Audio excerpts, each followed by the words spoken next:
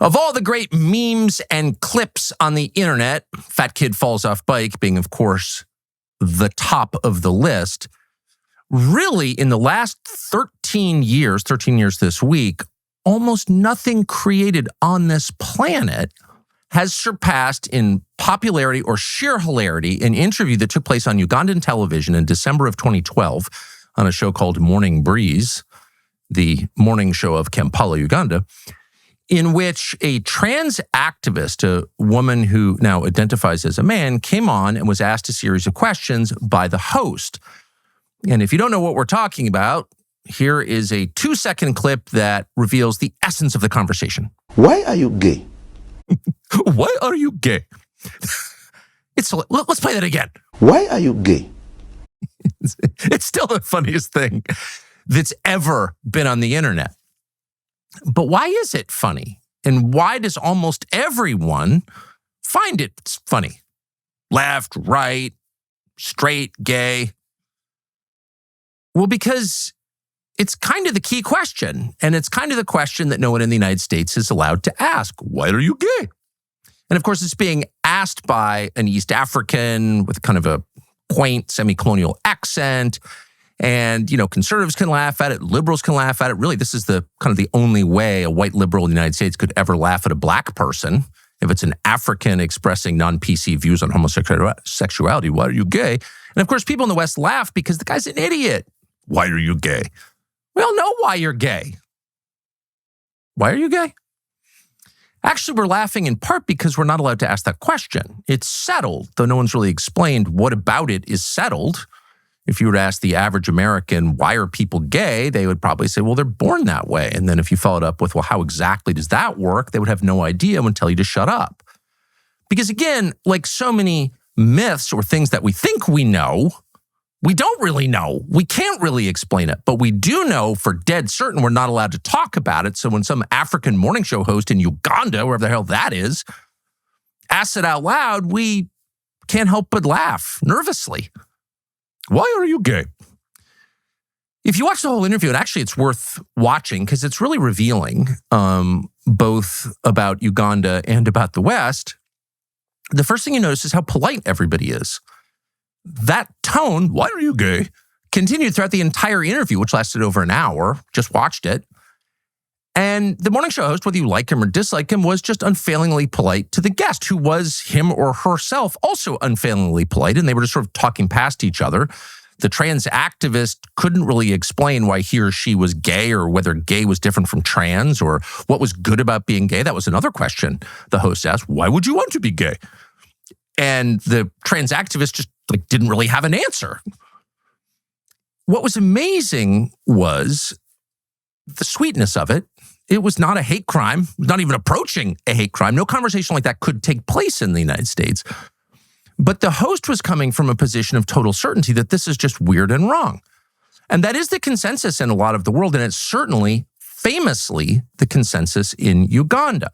And the consensus in the United States across both parties and pretty much the whole educated population is they're horrible because they think homosexuality is wrong.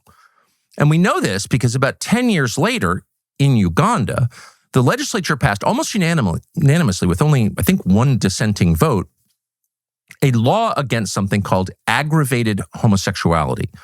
Aggravated homosexuality, as of 2023, is a death penalty offense in Uganda. What? Aggravated homosexuality? A death penalty offense? That's medieval.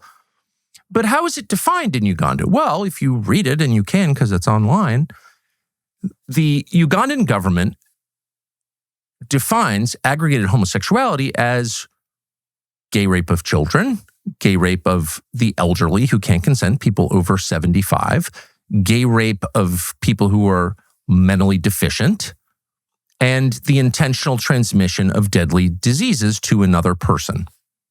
So it's rape and murder, effectively, are against the law. In fact, capital crimes in Uganda.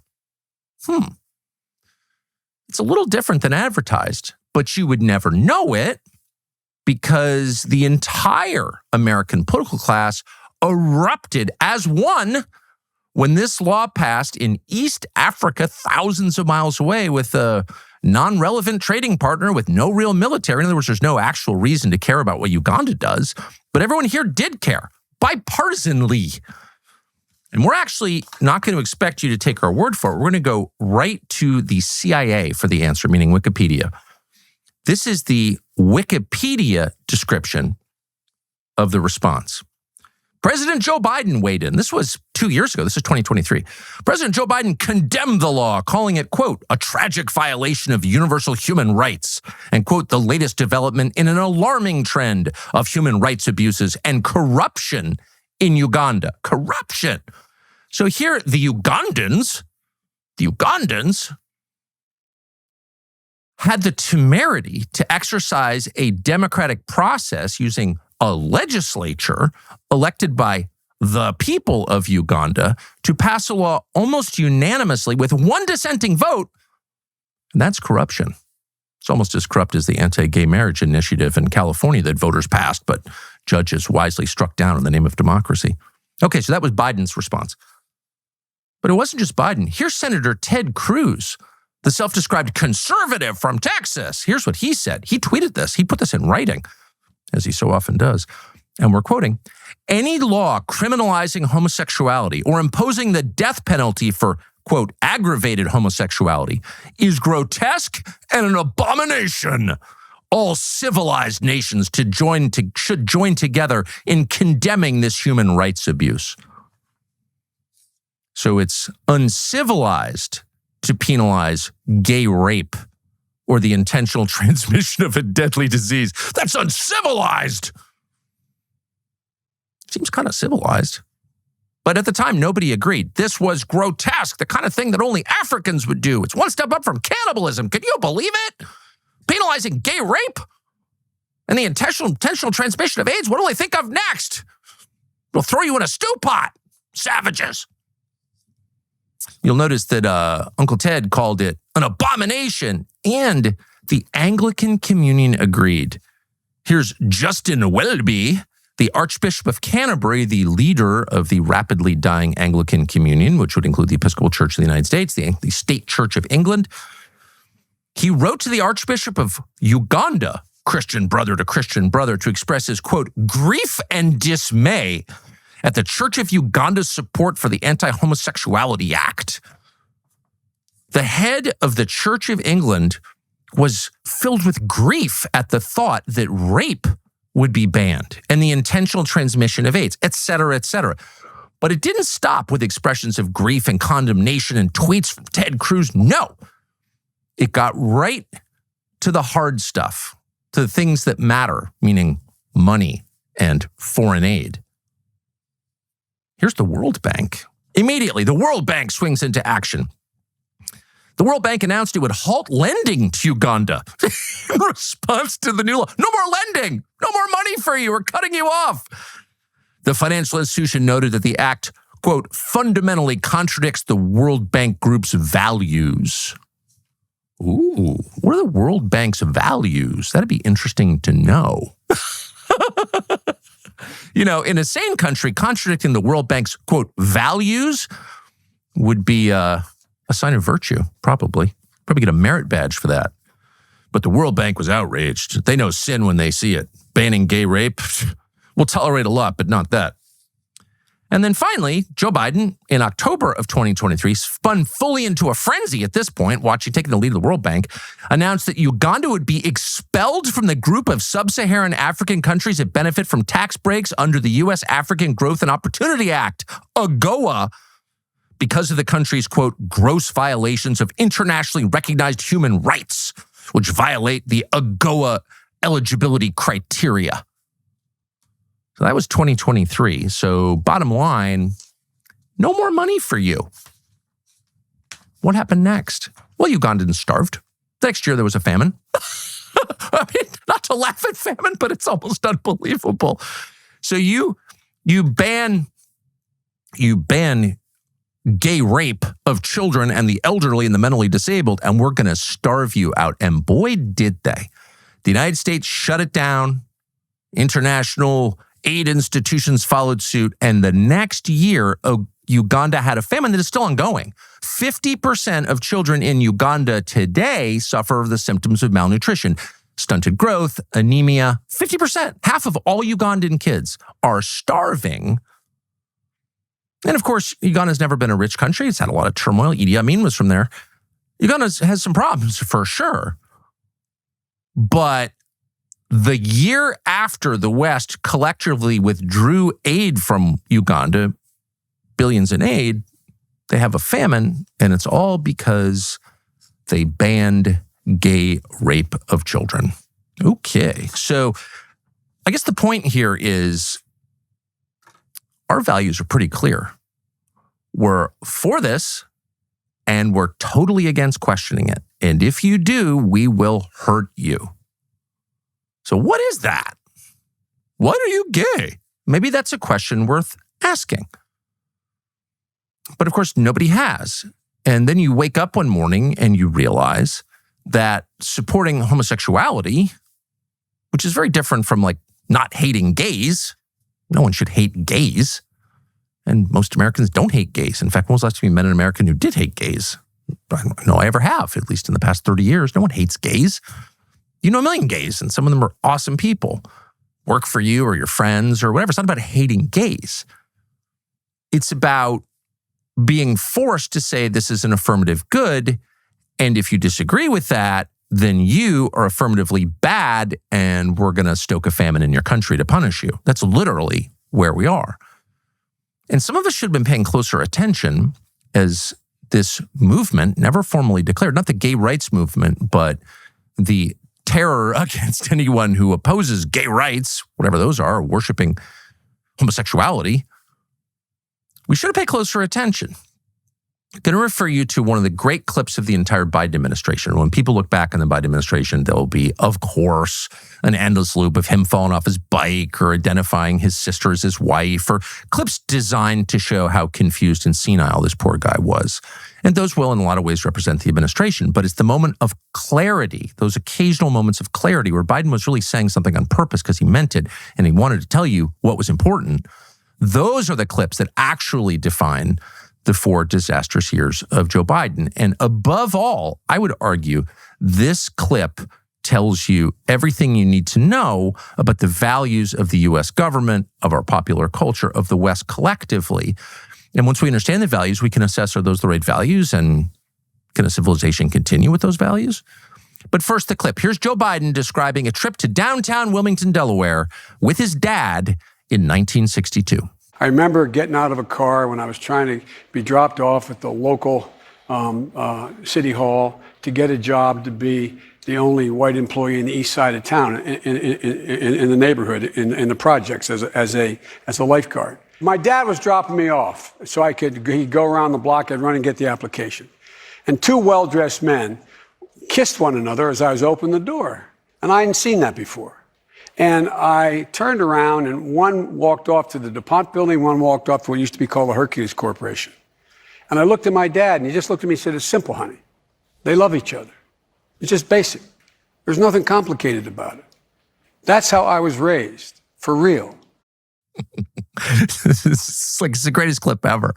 And there's just so much. I mean, you could really spend all day getting Talmudic on it, just dissecting it and trying to figure out what it means. I mean, there's so many parts to this. First of all, Biden's dad called him honey? That's weird. What dad calls his boy honey? Honey? Strange. And who knows what it means? I'm not implying anything, but it's weird. Well, Grand Canyon University is not like most American colleges. It focuses on the things that actually matter. It is not a ripoff. It is the real thing. It's private, affordable, Christian university located in the heart of Phoenix, one of the largest universities in the country, actually. At Grand Canyon University, education is more than academics. It is about opportunity, the chance for every student to live out the right to life, liberty, and the pursuit of happiness. Rights are not given by the government. They were bestowed at birth, at conception, by God. That's just a fact. And Grand Canyon University is not going to lie to your kids and claim otherwise. It tells the truth.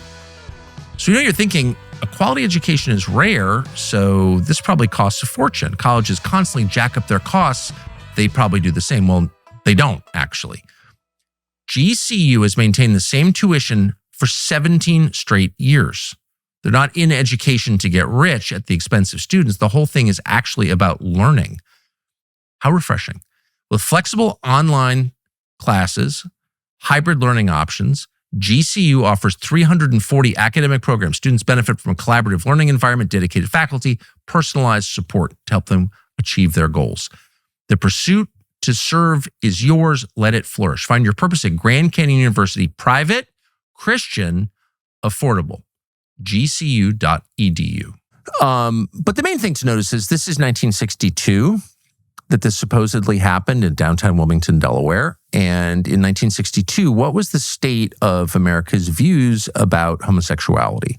Not on individual gays. This has always been a very, very tolerant country for all minority groups, by any global standard. But the country's official views on like gay sex, for example. Well, it was a felony in 49 states in the summer of 1962. The only state in which it was legal, Illinois, had just legalized it several months before. So having gay sex in the United States when Biden claims this happened was a felony pretty much everywhere. A felony. Very few people ever went to jail for it because no one was really interested in enforcing it.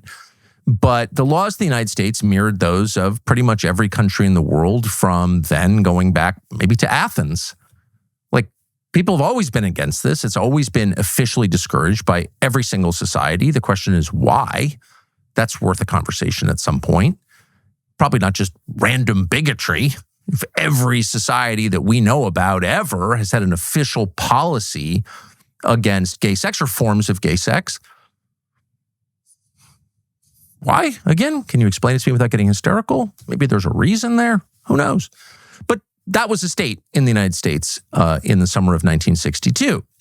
So the idea that Joe Biden's drunk used car salesman dad turned to him, this brutish Irish guy who Biden has described many times, and says, honey,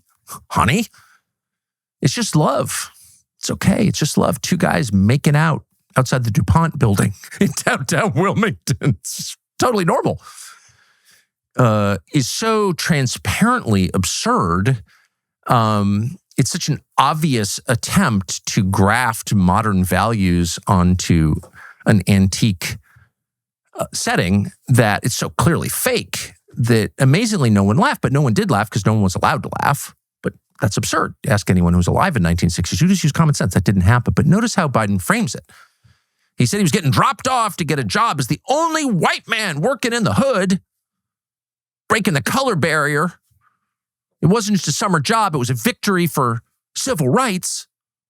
And he was the kind of guy who would do that because his family had a long commitment to civil rights, as evidenced by his father's kind of casual acceptance of homosexuality. It's just love. It's just love. Okay. So what do we learn from that? Well, we learned that Biden's, of course, a fabulist. We knew that.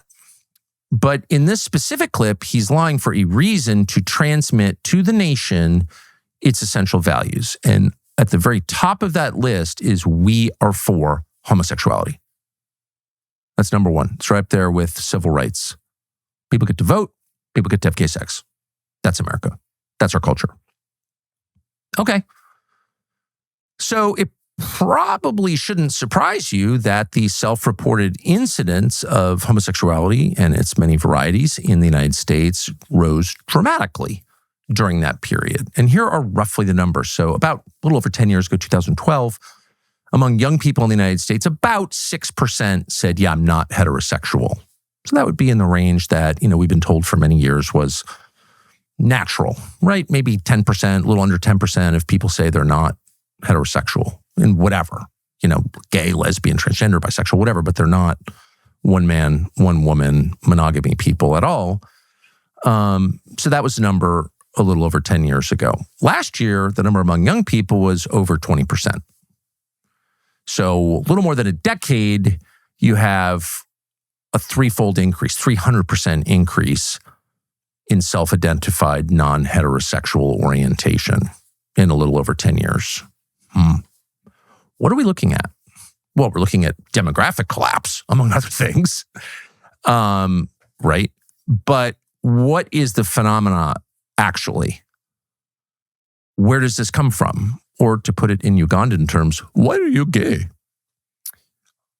Well, let's see. We have been told for the course of my life that you're born gay. It's like handedness or eye color or height. It's just something that you're born with. God created you that way. You are unique. Your iris, your fingerprints, your sexuality, they're all unique to you. And that's something not to be embarrassed of unless you're a white man, in which case, of course, slink away in shame, be denied admission to college or a job. But for everyone else, your immutable characteristics are something that you celebrate, that you should be proud of. Not something that you chose. They're not something you can change. And this is the story that all of us have been told, and most of us, me included, sort of, kind of believe that. Okay. And if that's true, of course, you could never, ever show bias against someone on the basis of his immutable characteristics, because that's wrong. It's also unchristian. And that is true. It is unchristian to attack someone on the basis of something with which he was born, of course. Really, no one has put this in clearer terms than the former mayor of South Bend, Indiana, the former transportation secretary, and as of today, the leading candidate for the Democratic nomination in 2028, Mr. Pete Buttigieg. Here he is. I can tell you that if me being gay was a choice, it was a choice that was made far, far above my pay grade.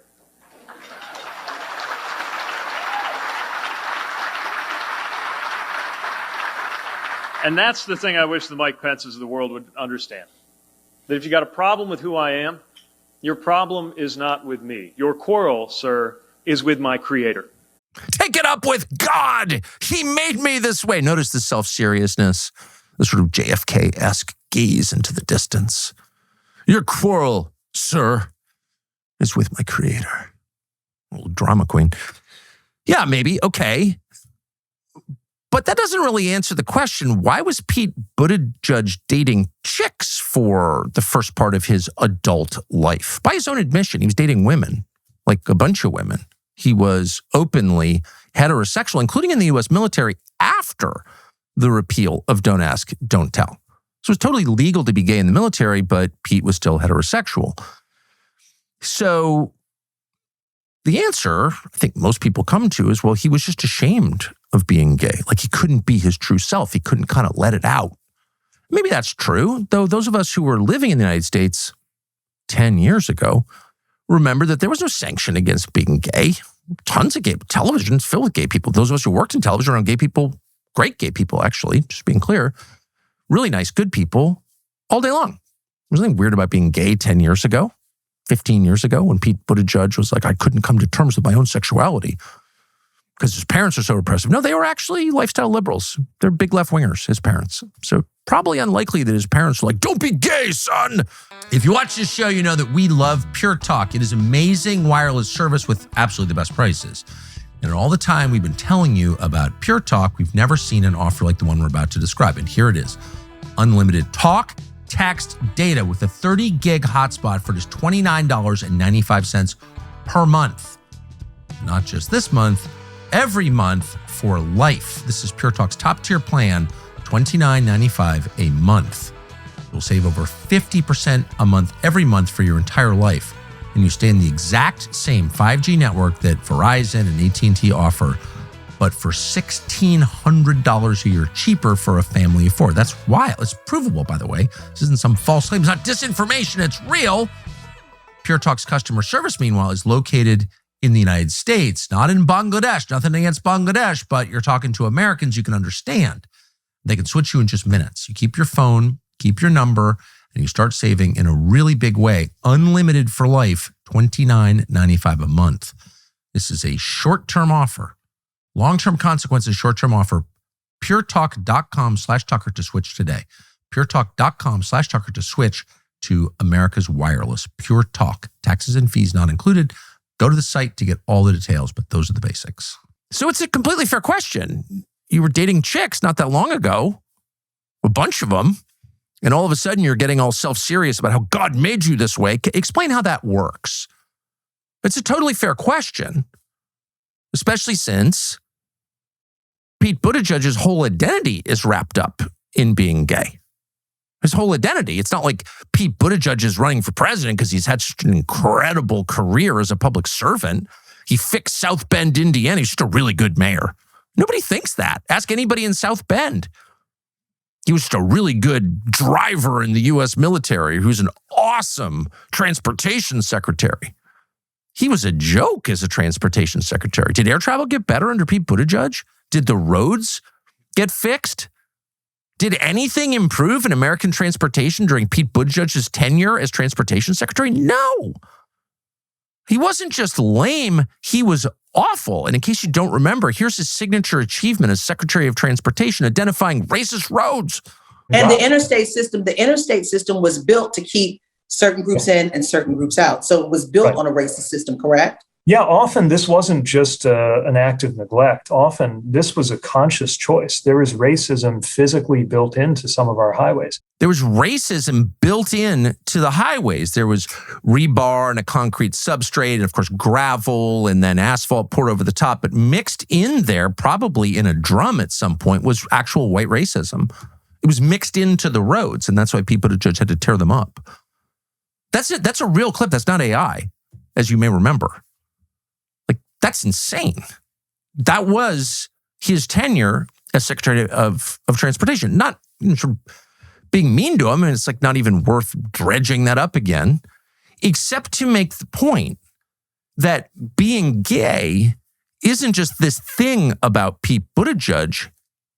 It's the whole point of Pete Buttigieg. It is the reason that he has the plurality of support from Democratic primary voters who are not black.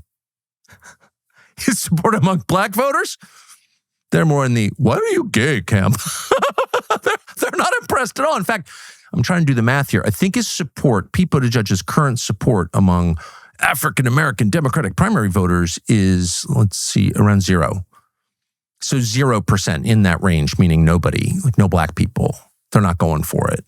Why are you gay? You can almost hear them saying that.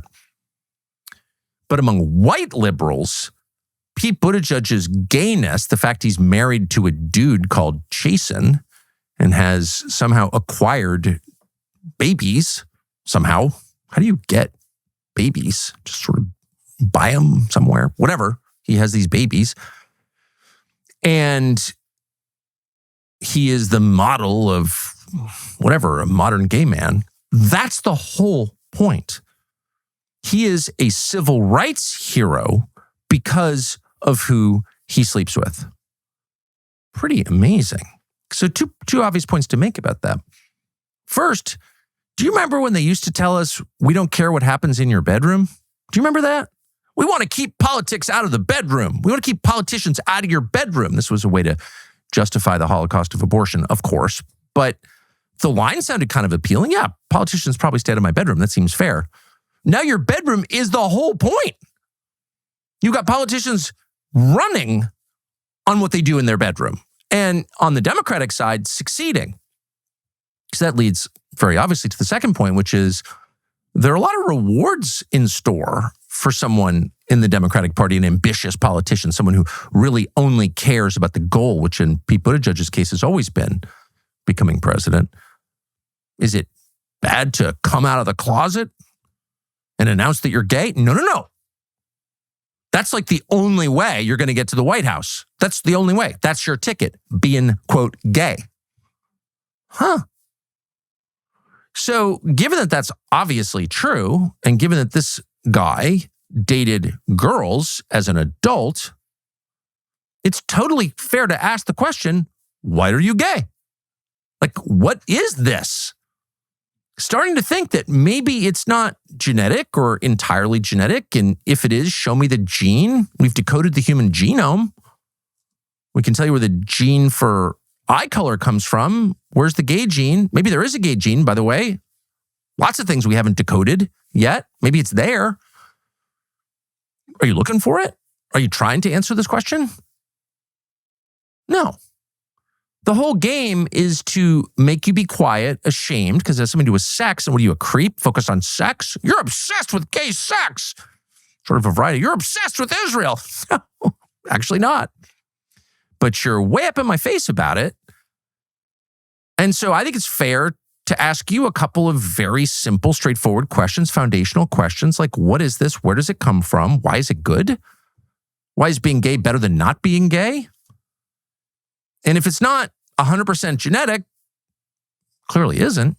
If you've had a 300% increase in 10 years, probably not genetic, unless our genetics are changing at lightning speed, unless evolution is a much faster process than Darwin ever reckoned. If it's not entirely genetic, then what are the other factors?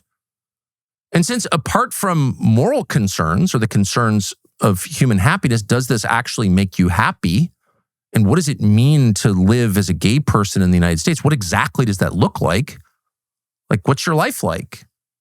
How many people do you have sex with? How are those unfair questions? Since you're the one throwing it in my face and telling me I'm not allowed to be against it, maybe I'm allowed to ask the questions I don't really want to ask, don't really want to know the answers to. But since you've made it the North Star of our moral system in the United States, since you're willing to starve an African country because they disagree with it, maybe it's time for me to ask those questions because you push me to. On this and a lot of other issues, if you just back off a little bit, if we could just return to the status quo of, say, 1985, where, yeah, they're gay people, they're great, they're off, whatever, they're here, they're there, whatever, but they're not pushing gay sex on my kids in school.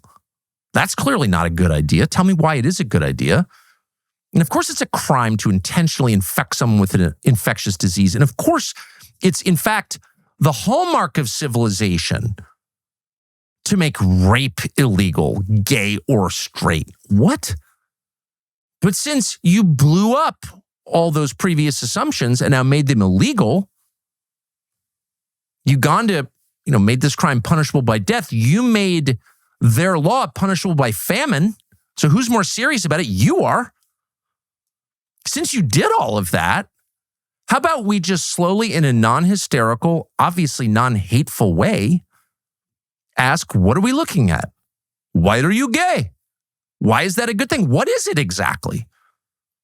And there are a lot of people we could ask about this, but we thought, believe it or not, the most articulate person we know to answer these questions is Milo Yiannopoulos, who was very famous 10 years ago as what was he called? Conservative provocateur, running around the country making the case against liberals as an open, in fact, flamboyant gay man. And that was part of the shtick, right? It's like, we've got a gay guy too. What are you going to say now? We've got black conservatives too. You can't call us racist. We've got a gay conservative. You can't call us homophobes. And so Milo was unleashed on the world. And then in literally one day, he was canceled, really destroyed as a person in a sort of non-scandal that, like so many of that period and of this period, sort of took him right off the stage. You never heard from him again. But during the period when he was flitting around America on his dangerous faggot tour, spreading whatever it was, libertarian economics or something to the kids, it became obvious that this guy was actually really smart. Even for those of us who were never that interested in the dangerous faggot part of it, if you listen, you thought, wow, this guy's not dumb at all. He's actually very thoughtful. Very thoughtful, high IQ guy who thinks about things. So over the last couple of years during text conversations, I became aware that Milo had decided that he didn't want to be gay anymore. I thought, that's kind of interesting. I didn't know you could decide you didn't want to be gay. And then you read about it and it turns out there's a whole industry, movement, and laws designed to prevent you from deciding not to be gay. Huh? Parts of the United States have banned conversion therapy. So you're not allowed to talk to a psychiatrist about not having same-sex attraction. Wow. What is that? It's like once you're in, you can't get out. It's like mandatory gayness. What the hell are we looking at? Well, it's the season to give gifts to those you love, and there is no greater gift than the first gift, the gift of life. With the abortion mafia doubling down, there's never been a more important time to fight back against them and for children, which is really all that matters, children. Our friends at Preborn are the ones to go to. They're the ones we trust. We've got a partnership with Preborn, and that partnership helps preserve the joy of life and supports mothers in need, mothers who didn't expect to be pregnant, but who have decided to have that baby. Every day, Preborn's clinics rescue hundreds of children because when a mother sees her baby on an ultrasound, the chance that she will choose life doubles. That's a real statistic, and it makes complete sense. She understands this is a person. This is the future. This Christmas, gifts from this show's listeners will be doubled That means twice as many ultrasounds, twice as many babies saved, twice as many mothers receiving care for up to 2 years, twice as many people entering this world, Americans.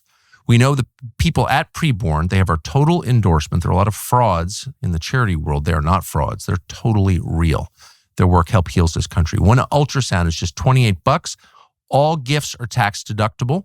Dial pound 250, say the keyword baby, pound 250 baby, or visit preborn.com/Tucker, preborn.com/Tucker. And so it seemed worth a sit-down conversation with Milo Yiannopoulos and just ask him sincere questions like, what is this? Why did you decide to change? What's it like changing? What does it mean to be gay in the United States specifically? And so that conversation follows, and we hope you enjoy it. You're really nice to do this. I'm glad you came. I want to begin with the only person that have me on. I'm joking. I'm joking. No, I'm actually really interested. I'm interested in this topic. I've never been interested in it, but I want to begin by asking it's icky, isn't it? It's icky. Well, sort of and personal, but it's occurred to me, particularly when I have interviewed Republican politicians, particularly neocons over the years. Homosexuality comes to mind. I've always wanted to say in a Ugandan accent, "Are you gay? Wait, are you gay?" So let me ask: are you gay? Were you gay? Like, what is gay? Nobody's gay. Nobody's gay. After that clip, which is the best thing on the internet, he changes the question, the interrogative to a declarative. He says, "Why are you gay?" And she starts, it starts talking. He says, "You are gay."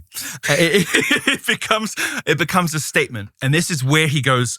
This is where he loses me because nobody is gay. We've been encouraged to think of this. It's an icky subject. Like straight men don't want to think about. No, it's okay. That. I mean, it's reached. But you invited me. Well, I invited you because I have not wanted to be engaged with the topic at all. I don't have super strong personal feelings about it, but all of a sudden, it has become like a defining fact of the West that we have a huge gay population. Like, what does that sodomy? But no one wants to talk about giving aid with strings attached. So I'm trying to look, what metaphor am I reaching for? Strings attached. Yes, you can, but only if you have a gay pride festival. Right. What is that?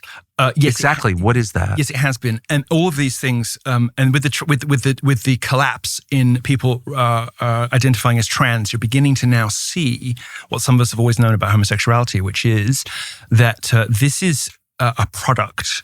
I mean, there are some people, obviously, who were probably always going to be gay. Tammy Bruce. But like maybe she might be the only real lesbian. She might be the only real lesbian. I believe when Tammy Bruce tells me that she was only ever into women, I believe her. Yes. And I like her, by the way. I think she's great. But she's like the only real lesbian. With gay men, which is completely different, we see the numbers go up, the numbers go down. This is not without some change in environmental factors. This doesn't make sense if we believe the old lie, born this way. If we believe what was in fact invented in the 1980s as a public relations strategy, born this way. So what happened back in the days? Gays were in the 80s and with AIDS and all the rest of it, wanting to be out and proud and to wear their sins on their sleeves. And somebody came up with this idea, which caught on and worked. It was twofold. One is, well, what if we say that being gay is like being black or being a woman? Yes. Then they're a bigot. We're not weird. And so it takes the religious, the moral majority's sinful lifestyle choice argument, and it screws them because now they're saying like, you're wrong to be a girl or you're wrong to be black. Exactly. It was invented wholesale by the activists in the 1980s. And the second part of it was, and this is in a book called After the Ball, which is kind of defined how gay activists were going to, it was very influential because it was really the book that told gay activists how to get this revolting sin that most people don't even want to think about up front and center, family friendly, and ultimately to the state where we let them adopt children, which is a whole thing we'll get into. And that was, don't talk about bodily functions, don't talk about effluvia, just talk about love. Just talk about love. talk about it in terms of love, like love is love, love wins. And we see this to the present day. Never talk about, the stains on the sheets, the promiscuity, the drugs, the glory holes in Berlin nightclubs. Never talk about any of those things, because those things will repel women. And you need moms with gay sons to affirm their homosexuality. And so what is that homosexuality? Long answer for a short question, I understand.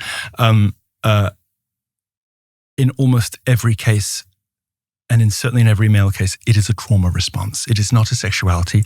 It is not part of what you are or who you are or a component of your personality or a function of it.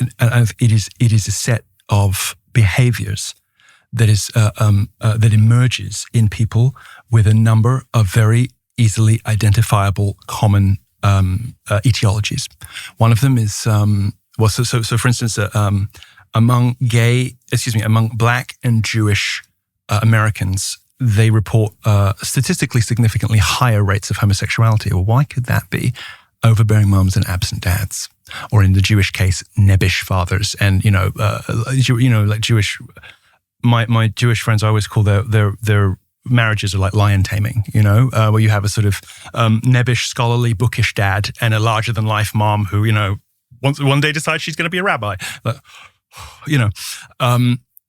that, or in the Black community, of course, just the fatherlessness. And it's why, if we're born this way, if you don't have some other better explanation, could it be the case that there are more gays among Black and Jewish populations? Well, something's going on here. Why are we getting more trans and more gays and then less gays and then less? Why? Because this is, in fact, a symptom. In fact, this is a product of something. It's the result of something. Well, this was Freud's position, which was kind of conventional wisdom for the better part of 100 years, that this was a response to the environment, and particularly to the relationship with the mother that a young boy has and a relationship with his father. I mean, this was like, people just assumed that was true when I was a kid. They were not gay haters or homophobes. That was a state of knowledge on the subject. One of the only things Freud got right was that. And it's funny that, the way that that's actually in line with Catholic Church teaching, and now has become, now you see the terminology in the medical industry has begun to change as well, because, now gay people are sort of saturated everywhere. Like when you get it's kind of like America, you get a whole country full of people who are very similar, but all think they're really, really individual. That's deep. P.S. Yes, I do know what that looks like. And sort of America's a very faggotized country in all kinds of ways. That's the technical term. You have to, if you want to know the truth about homosexuality, you've got to go to Black YouTube and listen to the girls. How do you get to Black YouTube, by the way? Well, it's a sort of tumbling kind of thing. You find one good video by somebody who's like, Steph Curry, you faggotized. Sorry. And then, and then, you'll tumble through the algorithm. I'll send you some links. I'll post some links on my Twitter. And I don't know if I dare, but but you're saying that's the more honest YouTube. It's the only honest YouTube. It's the only honest anything. Because you go past the churches and you'll see, the white homo demon stealing your man. And it's not the pastor who comes up with this stuff. It's his wife. Who's got this, who was trying to set her girlfriend up with somebody, and that was all great. But he went off with a dude, which is, which is sort of distant for them from going off with a white girl or whatever. But no, the only honest place where people will just be like, did it faggotize, and then they'll go, and then amazing LeBron faggotize, and they'll go through it all. I mean, for me, the ne plus ultra of this genre would be Black China's mum. Do you know who that is? No. Of course you don't. You remind me of a line from Blackadder sometimes, because you have this sort of like lovely kind of like ingenue kind of thing that you do. And it's like, well, no, I don't know anything. But do you remember that line from Blackadder, like slumbering octogenarians who claim never to have heard of the Beatles? No, but I get it. He's talking about high court judges. I've never actually heard of Blackadder before, so You're kidding. I'm actually not. What? I don't even know what you're talking about. But that's okay. It's not about me. I'm just trying to think. That's how Stephen Fry and Rowan Atkinson got famous. How do you not know Blackadder? I don't know. There are huge gaps. I'm not a knowledgeable Sweet baby man. Jesus and the orphans. Well, you say this, yes. But anyway, look, so Tokyo Toni is her name. And anyway, you can Google Tokyo Toni. That's your into black everything. Anyway, she's great. There's a whole, I mean, YouTube now, the only interesting bits of YouTube that still get views are like these black shows. They're like, these massively overproduced shows with these incredibly elaborate sets. And they've got 43 people live watching. But the archives and the clips go crazy. Anyway. Man, I've got a series of delights ahead of me. Well, you don't have many black people on the show, so you've got me instead. Okay. I'll be your African American contingent. I'll introduce you to these things. So no, I'm kidding. So this is, you're describing a world into which a lot of conventional propaganda has not yet filtered. Well, it's or interesting. they're resistant to it, or something. It's interesting because why are you gay? Are you gay? The origin of the Born This Way I've just described, I've just explained. Yeah. The reality is that these communities who experience this problem a lot, right? The black community, particularly because of fatherlessness, a lot of gay black kids, there's just a lot of them, have this very blunt and truthful. I mean, look, looking at me now, it's impossible to imagine that I used to be a homosexual.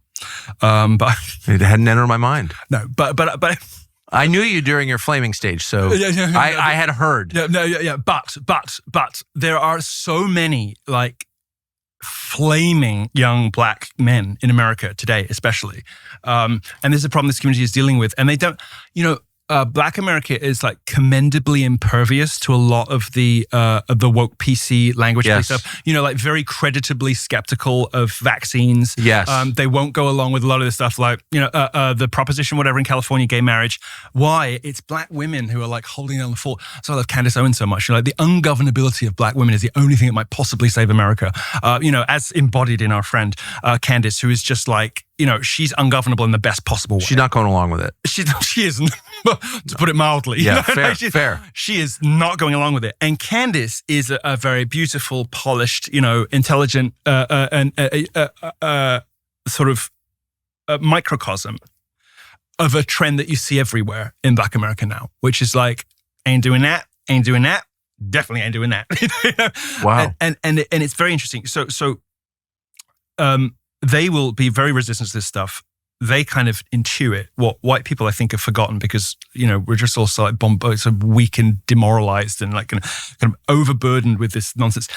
The truth is that homosexuality, and in particular conversion therapy, is the first thing upon which the liberals tried what they later did to Trump, which is just this wall of fake news, misinformation, propaganda. It's the first time. I mean, there's other examples around wars and things like that. But when it comes to social issues, it's the first time I think the press just says, "Oh hell no!" Well, except they didn't do that because they're white. But sometimes I lose the characters, get confused. So I'm going to put Rwanda away. No, so the first time that the media decides this is a social issue we care about enough because we don't lose our gay friends, that we're going to just lie and demonize and give the full fake news treatment that we later saw in its most sophisticated form, leveraged, praise God, unsuccessfully against Trump again and again and again, right? So they start off with this, you were born this way, honey, you are born this way, honey, you are beautiful, whatever you are. No, you're like that because you got raped by a priest. Or you're like that because your mom was overbearing and your dad wasn't around. Or you're like that because you failed to form a platonic, stable attachments to other men as a child. For some reason, maybe you didn't have a good male role model or whatever, but there is a relatively small number of identifiable and repeated etiologies that mark somebody out as being, vulnerable to this. And you look into the histories of gay people, they'll all deny it. They say, no, that's just me. But it's not. And they know, because I knew and they know. And I talk to them privately when there's no cameras there. I could squeeze it out of them eventually that you get there. Yes, there's something about their sexual activity they know isn't right. And it's not just in the technical sense that the sex is sterile and therefore can never be part of the holy sacrament of marriage because it can't be co-procreation with God, right? Yes. Co-procreation with God meaning you make a physical body with your wife, but then God puts a soul in. Right. And that's why it's the most precious sacrament, because, you do the others, you do your confirmation, all the rest of it, but it's leading up to you getting to make something with God, right? Which is the real reason that Lucifer's so mad, and because the angels can't do that, right? The angels don't get to participate in creation with our Lord, but every single human being does. And you feel that too when you have kids. You, even if you don't know what it is, you feel there's something supernatural going on here. This is going to sound completely pathetic, but I have some kind of pathetic simulacrum of it. Now I've become a cat dad, just in the terms of like caring for something helpless. Yes. And it's bringing out of me something that I know is going to lead to fatherhood, because I'm responsible for this being that loves and laughs, and they do, and requires regular, not just maintenance, but affection and to be tended to and loved. Like, I love dogs. I used to be more of a dog guy, but I live in a house on the National Register of Historic Places, so I can't have dogs. I got a cat one day, just because somebody found it in an engine. I was like, I'm so alone. So I said, sure, I'll give it a damn kitten. And at that point, I wasn't sure I was going to drown it, wear it, or nurture it. But I was just like, oh, okay. And being responsible for shaping the personality, which anybody who has animals, who loves animals, knows that is 100% real. Responsible for shaping the personality, nurturing that being into either being a parent itself, or just into being a companion, or to being the best that it can be, right? It's bringing something out in me, that wasn't present when I was having a lot of what most people would regard as, well, what homosexuals would regard as very desirable kind of sex, with a particular kind of person or whatever. So you get to the base of it, and you get to the heart of it if you're sort of one-on-one with a gay person. They won't just talk about the emptiness of their life or the fact that the sex is sterile or whatever. They will know that there's something not quite right, and that its origin is there at something that was not quite right. Have you ever been addicted to anything? Oh yeah, okay, big time. So there's that moment when your mind is flooded, and it's all you can think about. Yes, and it's all that you can. You got to get it out, because if you don't do a line or have a smoke or do something, if you don't get it out, it's just going to be all that you can think about for the rest of the day. It's just driving you crazy because it floods your mind. Yeah. I've been addicted to one or two little things, and I realized my sex worked the same way. Yeah, I believe that. I realized that when I was on a plane, I'm sitting down, hey, Team 1A, I'm sitting on the plane. I'm like, I'll have a gin and tonic, girl. And then, like a basketball player, well, not a basketball player, they're all gay nerds, but like a football player would sit next to me. Like it would take hold of me. There were times I had to like go to the bathroom and like, yeah, because I had to get rid of it, because it was taking hold of my mind. It sounds like a demon. Yeah, because it's what it is. I joke, I say Gorgoroth, the semen demon. He comes out. Well, he doesn't visit me very often anymore. But it's like, totally real. I mean, that stuff is all real. But I realized that. So I don't do cocaine anymore. But it'll shock people to learn I used to be a bit of a cokehead. When I was, that rush of dopamine. Yep. The rituals associated with it as well. I was like, oh my God, that's how I feel about sex, and that can't be right. It can't be right. No, it's literally. I'm not just talking about gay sex, but that is literally a perversion. Yes, and it is a demon, and it's also other things too, because these things go hand in hand. May I ask how, in your own, if it's not too personal, how did you wind up? We're there now, aren't we? Okay, I think we are. No, but I just told you I wanked on UA 1722. I cracked one out in the bathroom. People are never going to sit next to me on planes again. I think we're good. Anyone who's ever been, I drank alcohol in the morning. I mean, anyone who's ever been possessed. Please, I'm British. That doesn't count. No, I know, but I'm just saying. Give me a real one. Anyone who's ever been possessed by an obsession knows that it can totally destroy your behavior. But we spend so much time talking in our society about, gay and it's all good. Of course, gay is good and gay rights are good. In fact, they're the marker of human rights. They're the only human right, really. But it is the only human right people still care about. Oh, your right to be sodomized, your right to wake up in the morning, and you're like, oh, okay, you're ready to go, are you? And hear that voice in your mind, and it's not a sultry voice, it's not a sexy voice, it's go and get it. It's it's like it's Gorgoroth. Anyway, sorry, I'm interrupting you, but boy, that's dark. I've thankfully never. It's one of the few problems I don't have, but I get it. That's why Grindr's so dangerous. It's just like within 20 minutes they can be in the living room. I want to ask you about that. But first, let me ask about your own life, because you never get to ask, everyone's telling you how proud they are to be gay, and that's great and all that. But it's a sin, by the way. Pride is a sin. Well, I agree with that. But you never get to ask, like, how did you start being gay? Like, get specifically describe with, the way I remember in a PG way, right? If you insist. No, the way I remember, we've done enough, I know. The way I remember it is I just did it to piss off my mother, but that's not true. I think that's self-mythologization. I did take a lot of drug dealers home when I was. Were you close to your mom? When I was in high school, she married. So I'll answer your question. I'll skip back first. Let me do that first. So my dad was in organized crime. Funny, charismatic, brilliant. There are things about like maybe Alex Jones that remind me of him a little bit. Just in that kind of like, just in manner, like a bit of a bruiser, but with the heart, like he's a bad guy with a heart of gold. Yeah. I've known a few. Yeah. No, I cleave to that kind of personality. It reminds me a little bit of the good bits of my dad, right? But there was another section which Alex does not have, which was that, he was a bad guy, and I saw him do really bad things to people. I would come down. I told this story before, but I would come down, sometimes the kitchen door would be closed and I would hear, Nikki, I'm giving up a life of crime.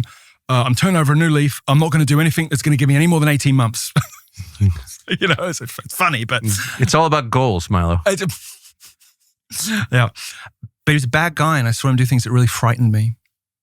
And, he was in pubs and nightclubs in a running the clubs and the security, and sort of like, he's gone now, so I can say it, laundering millions, blah, blah. Between those two, like these security guards are on $120 an hour, huh? Mm-hmm. Yeah, yes, officer. Oh yeah. Aren't you? Tell him what you're on. It's like 110, 120, Yeah. So he used to let me sit in the booth and like do the stamps. And I would watch people go in, and I'd watch the behaviors of like low socioeconomic, white, working class, like in their 20s, just drinking and effing, And then I saw some of the things my dad did. And they would start with that joke. They'd start with that very charming joke. They'd start with that alluring joke. And my dad had like a degree my dad had a master's in fine art. He was a great sculptor and painter. But that was the charming bit of him. The dark bit was, like he would say to people, can I use bad language on this show? Yes, you may. Because you can bleep it. But my dad would say like, listen, just because you're in a wheelchair, don't give you the right to be a cunt. And he would grab the wheelchair, spin it around, and like walk people up to like to parking lot edges and stuff like that. And I'm sitting in the car like, or he'd go collecting, which means protection rackets. And I would overhear like, Julian, could you take your glasses off, please? Like, I don't want to get glass in my finger when I poke your fucking eye out. It's very charming, very funny, like very Tony Soprano kind of like that kind of ilk, But I saw some of it, and I think maybe somewhere in my head I was like, yeah, if that's being a man, I think I'm out. Because I was a child, I was frightened. And then my mother left him and married a new guy, and he was very like, he's sort of a nice guy now, but he would go through all my stuff. Like if I had papers, if I was reading something for school or whatever, he would like, when I was out, go through every page and just sort of leave it like this. It's just that I knew that he'd been in there, and that kind of like invasive, like just horrifying, like, it was just for a very sensitive autistic child. like me. Already on my way then, having had a much larger than life grandmother who was like, egging this stuff on. And by this time I had had some sexual interactions with a Roman Catholic priest who's dead now, has been dead for a long time, but that had obviously, that fed into it as well. Wait, stop.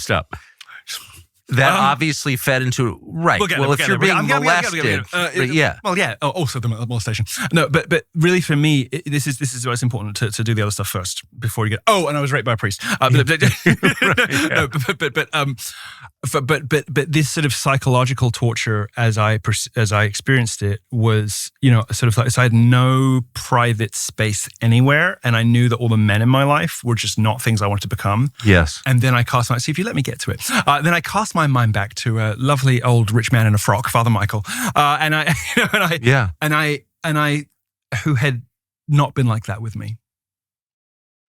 And one of the things that got me into trouble 10 years ago was when I said I felt like the aggressor in that situation. I didn't know what bad stuff it had done to me, and at that time I didn't. I made a couple of jokes that got GOP Inc. Hot and bothered because they're all faggots. They weren't happy about some of the truths that we're talking about today kind of toppling out, and so these things combined, having what I perceived to be at that time, I perceived as a child to be consensual sexual experiences with an older man who was a kindly sweetheart. He was. I think of him now as a harmless old queen. Of course, what he was doing was not harmless. Well, you have a right to any opinion you want about the experiences that happened to you. Well, apparently not. I've been retired for some time as a result. Well, I continue to believe that people are allowed to formulate their own opinions about their own lives. I think you should be able to talk about your rape however you like. I kind of agree with that. And not necessarily have to go on live international television and apologize for it like I did, but I'm not bitter. Fortunately, I carved out I have a new kind of career and a new life now that I much prefer. Is more satisfying, lucrative, blah, blah, blah. We'll talk about it later. So I haven't gone crazy like so many of my friends. Yes. And it's funny watching them because I see some of in the way that their personalities have become kind of empty and sharded and become filled with wickedness. I see some of the things that I have been working over the last 10 years to get away from that created this sexual behavior. They've become faggotized, well, there does seem to be a connection, but it does, the incidence of closeted homosexuality on the right is like overwhelming. It's like way above what you would imagine is statistically probable. 3 straight guys on the right. It's like Alex, you, and I have a floating wild card just in case I forgot anybody. Who else is there? I mean, maybe the Tates, but who else is there? What is that? I don't understand. There's such a long relationship, a long happy marriage between conservative politics and homosexuality, and it's easy to joke about it and say, "Oh, it's all of the bells and smells and frocks of the religious dimension to it all, or it's the pomp and circumstance of power." But the New Testament is really tough on homosexuality, so I don't see it as certainly not a Christian thing. It's not a Christian thing, but of course, it's easy to understand with the sort of obscene, obese heresies of the type that obtain in this country. I mean, in a country where prosperity gospel can thrive. You're right. Who would be surprised, right? It's not an authentic faith as we would know it. I sometimes tease you about your denomination, but Episcopalian Church is as close to us as it's possible to get, and was designed to be a mirror to High Anglicanism, which was indistinguishable from Catholicism. And at its best, it's a very similar creed, and with a very similar style and similar beliefs, Yeah. So, but as soon as you wander away from that, in America, it's just like mental. So, but what is? And I'm not attacking anybody, and I never want to out people because I don't. It's not my business, right? I've never done it, and maybe I live to out people. I live to out people. On which subject? Cory Booker. Did you see? But what is that? Why is it so common on the right well, of course on the left too, but on the right with closeted gays. Like, I don't get that. It's an interesting question I've never heard a really good answer to. I'll be honest with you. I suppose I should have a good answer to that, but I don't. And I think if it's about anything, it's about the exercise of power over others. Yes. Because I feel that. I have no idea exactly why that's true, but I feel that that's true. What's the worst thing about magic? It's not that you can turn a person into a frog, or you can make yourself look more beautiful, or you can whatever. What's the worst thing about magic is that it robs others of agency, that you can make them do things they don't want to do. The worst and most sinister bit of magic is that you can trick someone or compel someone against their will to fall in love with you, or to throw themselves off a cliff. It's a kind of slavery. Yeah, exactly. The most frightening thing about magic is its ability to compel the wills of others. Yes, right. And that's what I think homosexuals are seeking because they feel so powerless in their own lives and have this understanding that they are broken people without agency over their own sex lives, over their bodies, over that down there. Like, I don't even have control over me, but I'm damn well going to have control over you. That's, I think, a lot of it. And so if you dovetail that in with the more, I know you're telling the truth here. I don't fully understand what you're saying, but it comports with a lot of what I've seen. I feel as though if you are a person who intuits that you have a lack of control, of power, of agency over your own drives, your own desires, your own urges, and even your biological, anatomical, your physical responses. Like, I can't stop getting aroused by men. What is that? You're going to want to exercise power elsewhere over others. Oh, that's so interesting. And being sucked into the nexus of intersectional blah, blah, blah, blah, you're going to be tempted by explicit magic as well as the implicit magic of whatever. And so, dovetail that with right-wing authoritarianism and I have to say, I'm sorry to say it, I must say it, some dimensions, in some respects, I can see that might be something that attracts homosexuals to the Catholic Church, for instance. Just the illusion of being a bishop. I mean, or National Review magazine. Well, which is you don't just say me. It's all right. I'm happy to talk about the Catholic element of it. I mean, the bishops are all faggots.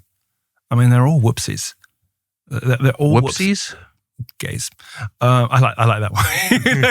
It contains within it a kernel of the sort of slapstick that I think we have to. One of the ways I got myself off it was imagining myself in that situation as ridiculous. Like, I can't even perceive that I would do something so ridiculous. Like, laughing at it became, because like, laughter is the death of arousal, right? I totally agree. So I read or something like that went off in the back of my head. Anyone who's ever been laughed at naked can tell you that. Yeah. Well, never have, but I haven't either. I'll tell you. No, but I mean, I think it's a famous like British, particularly a British like injunction, that laughter is the death of arousal or whatever, and I just thought, okay, well, how about if I start thinking about it as ridiculous? Because it is ridiculous. I mean, like, you and the football team, like, it's ridiculous. And so that's one of the ways I got talking about it. But no, this that is so true. Seeing themselves as powerless even to control their own bodies, and knowing on some level, I think homosexuals seek out those places. And you see on the left. So this is why you might want to bomb Iran and Venezuela. Yeah, bomb Iran. What's gayer? I'm not saying he was a practicing homosexual physically, but is there anything gayer than John McCain's like bloodlust? Seen through his protégés. No. Seen through this prism. I mean, he's even got the fat friend. It's his daughter. Like he even bred the fat best friend. Like is there a more ostentatious like fag hag in America than Meghan McCain? She hates herself. She's fat. She's crazy. She's every gay man's dream. She can't dress. She's why is that every gay man's dream? Because they want to visit upon their female friends the cruelty they wish that they could perform on their mothers. Whoa. They want to make her feel fat and ugly and ridiculous because that's what their mother did to them, and there was no dad around to protect them, and their mother was just this overbearing, terrible, sort of the Jungian devouring mother. All of this has been banned in the United States, so I don't even think people are familiar with these concepts anymore. Right. So I'll try to keep it simple. Imagine like a female like Lutheran pastor or a female Jewish rabbi, and they're this like, hey, it's great to grieve. Like, that's for a TV show, but just like one of those, right? There's this horrible, overbearing monstrousness that on some level the homosexual knows is what's made him like this. Because dad wasn't around, so mom did it, right? This is what. By the way, this is why trans was so popular, because it got parents off the hook. If you've got a gay kid, you did something. But if your kid has a disease and was born into the wrong body, well, that's not your fault, is it? And you get all this sympathy and, all your friends are like, oh, you got a trans kid. How tough for you? No, you got a faggot because you raised a faggot because you're a terrible parent. That's what's really going on. They want to avoid that. So instead, no, I'm going to chop its ding-dong off and say it's got a disease. Like, that's why it was so popular with single moms. Amazing. That's why trans was so popular with single moms. Because it got them off the hook. It means they didn't turn their son gay when they know they did. They know they did. They know they did. And the sons know they did. And the sons grow up being cruel to women because of what mom did to them.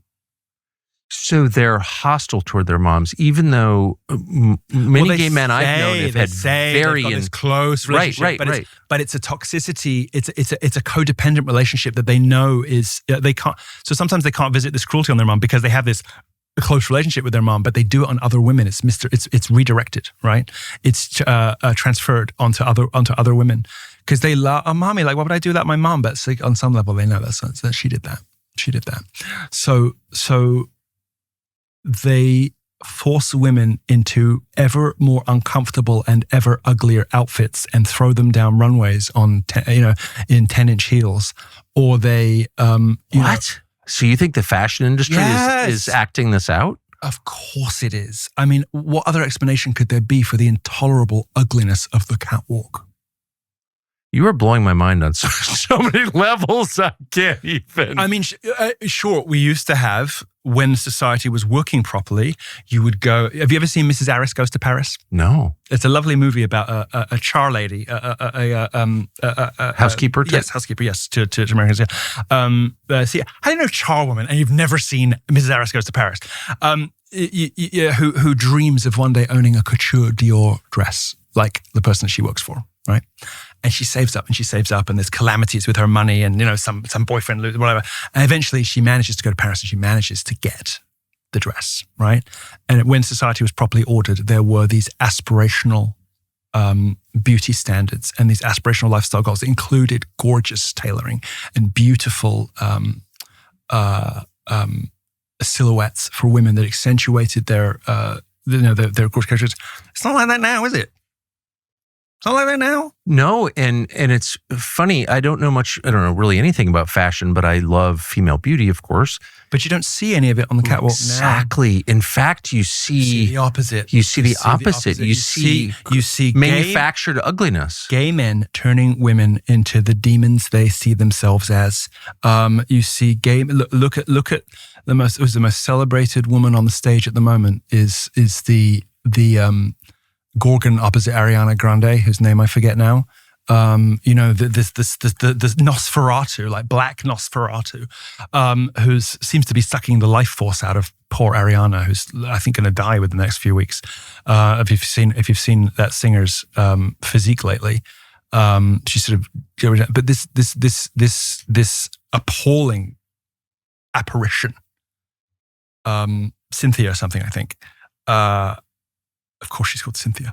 With these claws, and you look at the silhouette and you're like, that's literally Nosferatu. It's literally Nosferatu. And I know a gay man did that. And of course, a gay man then put her on stage in Jesus Christ Superstar as our Lord. Did you know that? No. You've seen the person I'm talking about, right? No. Okay. Well, you'll Google it later. But it's this spindly, it's just straight up goblin looking black woman. Like, and I'm not trying to have like a Roseanne moment, although she was right, whatever. But this woman is like ugly by any racial stage, just monstrous looking, right? Just what our mothers might have called deeply unfortunate, right? Yeah. And practically circus level. And of course, she's the heroine of the $1 billion franchise now, Wicked, and she's on stage as Jesus, which. So it's an act of hostility, is what you're saying. Exactly. And so these gay men who feel the will of Gorgoroth inside them is like, do it, and who go turn these women into the demons they see inside themselves, the demons they see acting on This them. is a lot deeper than I expected when I texted you to have this conversation. It's more than you would imagine from a guy wearing this t-shirt. No, it's not actually. And by the way, can I say one thing that's bothered me for years? When I was a child, there was a lot of creativity coming from gay men in the United States. Like It's all gone now. I know. And it's Dave Rubin is responsible. Not him personally, but I mean, like. But do you know what I'm talking about? I mean, of course. And why? Because a lot of free thinking, and I was related to one of them, and I spent a lot of time in my house, lived in my house when I was a kid, and gay died of AIDS, and had a lot of problems. But I will say, creative, free thinking, like truly free thinking. Gore Vidal was like the archetype. This is Burkean. There are no Gore Vidals in gay world that I'm aware of. They're all like conformists and supporting the man. Like what? Well, the only ones these days are ex-gay. But do you know what I'm talking about? Yes, and it's Burkean. It's because creativity arises out of order. There has to be limits. And if homosexuality is not proscribed as wretched and kept at the fringes where it belongs, creativity dies. And what do you get? Because you don't have those people playing with the limits. You don't have the taboo breakers. You don't have the artists, the creatives living at the limits of society. They're brought instead. And I think the gay community such as this is one of the least creative, most conformist elements of our society. I never thought I would say that. They become the enforcers, just like... They're the enforcers. They're the Praetorian Guard for Apple and Microsoft. Like, what the hell? Just like the white women of folklore who, are responsible for all evil, but they become like turbocharged Karens, and it's the white women who welcome in the white single moms typically, but single moms generally, I think, who bring in a drag queen story hour. Because there's no gay people like banging down the door. That's right. There's no gay people so like, true. Excuse me, can I come read your kids? Do you mind? Can I come read stories to your kids? Like, no, they're not. They're not. But there are demons out there who will come do it if you invite them. Because what do you have to do with demons? Open a portal, open a doorway, So yes, I do. These women open the doorway and in comes... 3 little pigs. But the gays now have taken this role. They've taken the mantle over from what we used to. We used to say, didn't we? We used to say white single moms are the root of all evil, like as kind of half joking because of all the crazy stuff they support. But now it's homosexuals. I have to be honest with you. I bear some responsibility for this because it was me 10 years ago mainstreaming homosexuality into the Republican Party is the great regret of my life. More so than anything I've done to my own soul, which is a lot. It's the great regret of my life because it has given rise to horrors I never imagined. Let me say, Lenin said, all revolutionaries come to hate their children. Well, the gay horrors that I've given birth to, Lady Marga, Nick Fuentes, they keep me up at night. Why'd you mention Dave Rubin? What's his role? Well, because he is at the vanguard, along with another of other gays in public life, of introducing children into the equation. Because it's when you do what I did, which is like gays just like everyone else, you be a normal gay. I remember, and this is the thing I regret more than anything else in the world. There's a video of Ross Matthews in 2017 on Twitter saying, "So I came home and landscapers have been in. We're getting more citrus. You can never have too much citrus." And people were asking me, "Ross, what do you think about this Milo guy?" And I'm like, Milo, how low can you go? I don't know who this person is, but I read it. And he says, "I'm getting letters." This Milo guy, he's resigning from Breitbart or something. And he says, "I'm getting letters from people who say, you make it okay that I have a gay son because if he grows up, he doesn't have to be like Ross Matthews." And I was like, no, they should be like Ross Matthews. They should be like Ross Matthews. They shouldn't be like Dave Rubin, like you might not even know unless you watched him for a little bit, because this domesticity of homosexuals has killed all the things that were good about gays that made them like tolerable. And instead has given them this grotesque parody, this simulacrum of domesticity, which has, of course, in their never-ending hunger, expanded to include babies. And now we have the Buttigieg couple buying black children. I thought you weren't allowed to buy people. I thought. Oh no, you can if you're homosexual. But I thought it's called adoption or surrogacy or whatever. But you can buy them. I thought it was called slavery. In fact, you have to buy them because it's quite expensive. It's some online slave market, or doesn't cover. No. It's the government. And as you know, but Dave Rubin has like Frankensperm babies. Like he mixed his effluvia with that of his husband. I mean, this is real. This is physical. Gave it a stir and hoped for the best. And like, whichever one we get. Implanted it in some highly paid woman we'll never know the name of, the real mother of those children. He and his catamite are on the internet, with these signs like, it's coming, with these 2 dates. And I'm like, yeah, your damnation. That's the date you're counting down to. The date you're. How is that conservative? Oh, because it's family, you see. Because the sleight of hand like that's going on is they're like, well, gays are just like everybody else, so we should behave like everybody else, which means we should have kids. And if we can't physically have kids because our sex is this like demonic, sterile horror show, then we'll buy them, and then we'll look like we've got it.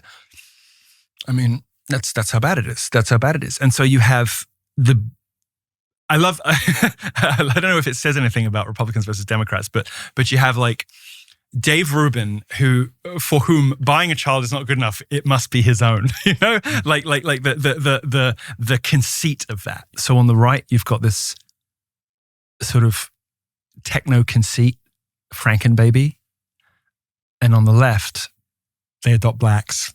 You've got these 2 wispy, wiry faggots who adopted 2 black babies. Isn't Buttigieg just the most interesting character of our age? He doesn't look like he looks like an intensely boring homosexual. Like, it's everything gay people shouldn't be. But it's so interesting the fact that, clearly he wasn't gay, like at the beginning. Well, he had girlfriends. Right. So he wasn't gay, but he made himself gay. I made that point because actually I had gay men who worked for me who were more in tune with this than me. I'm not in tune at all. I thought Peter Buttigieg was a joke, but they said, well, he's not really gay. And I was like, no.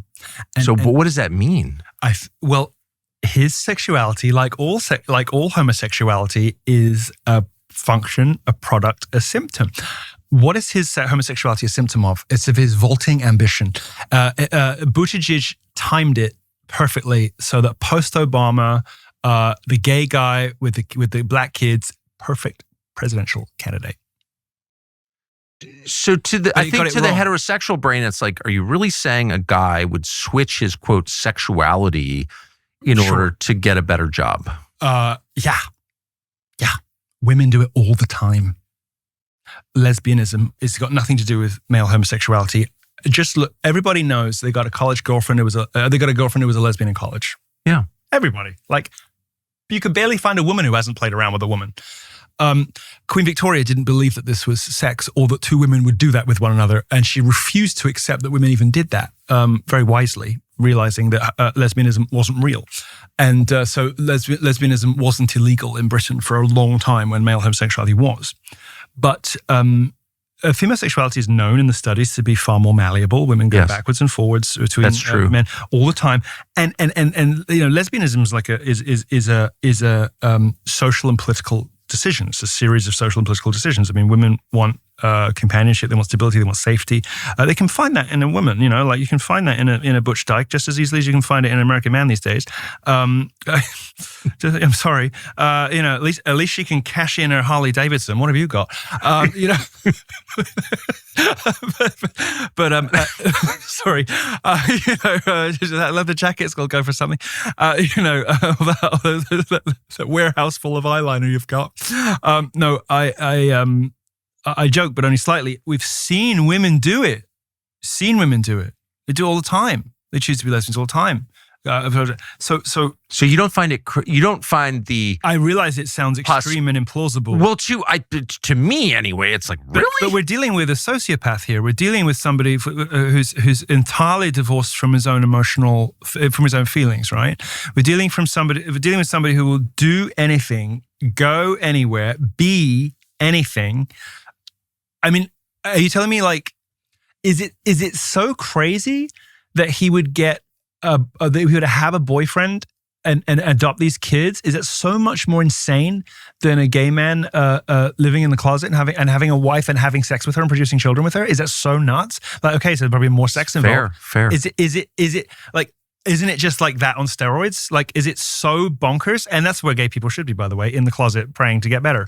But is it so wild? It's not wild. No, you're right. And I just hadn't thought of it that. And gay men have been doing that for centuries. Well, I know a bunch of them. Yeah. Right, of course, you work in, and I used to work in conservative media, and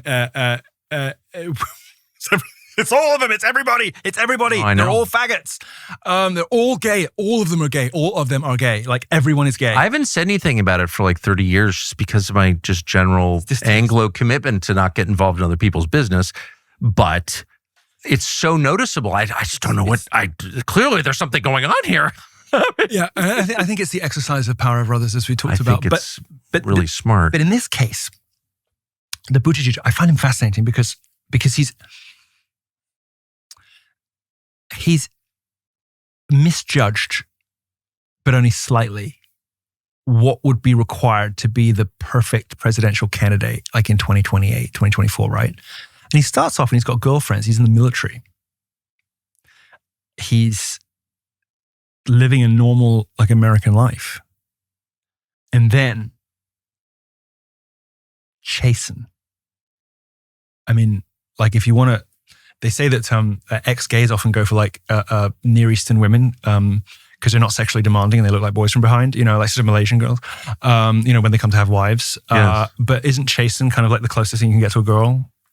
Closest, sort of, if you need a simulacrum of a woman, flip him over, it could be a girl, I don't think I know what chasten looks like. You're blessed. His husband is if you don't know that, then you might know the expression "aged out twink." He's about as the most effeminate man that you could. Oh, is that true? Yeah, not in the kind of like. So there's. Whereas Pete has that kind of fake radio voice, like whoa. Yeah. So and it is a fake voice because you can find recordings of him earlier, and he's got more into it the more gay his life has become. Really? Yeah, like the bass, the diaphragm. It's like, yeah, it's like, talk from your stomach, Pete. Talk from your stomach. You can imagine Chasen before he goes on stage. Remember, babes, from your stomach. He's like, yeah. Like, from down here. You can just imagine. Remember what Lindsay said? The speech coach who taught him how to sound heterosexual. Like whatever. But no, it's going down. It's like sinking. It's like there's something in there. It's like working its way through this like achingly slow form of peristalsis. Just like gradually finding its way down. Eventually, he's going to sound like Gorgoroth. He's sort of when he realizes his full potential. He's fake. He's not gay. He's not gay. There's a doubt in my mind.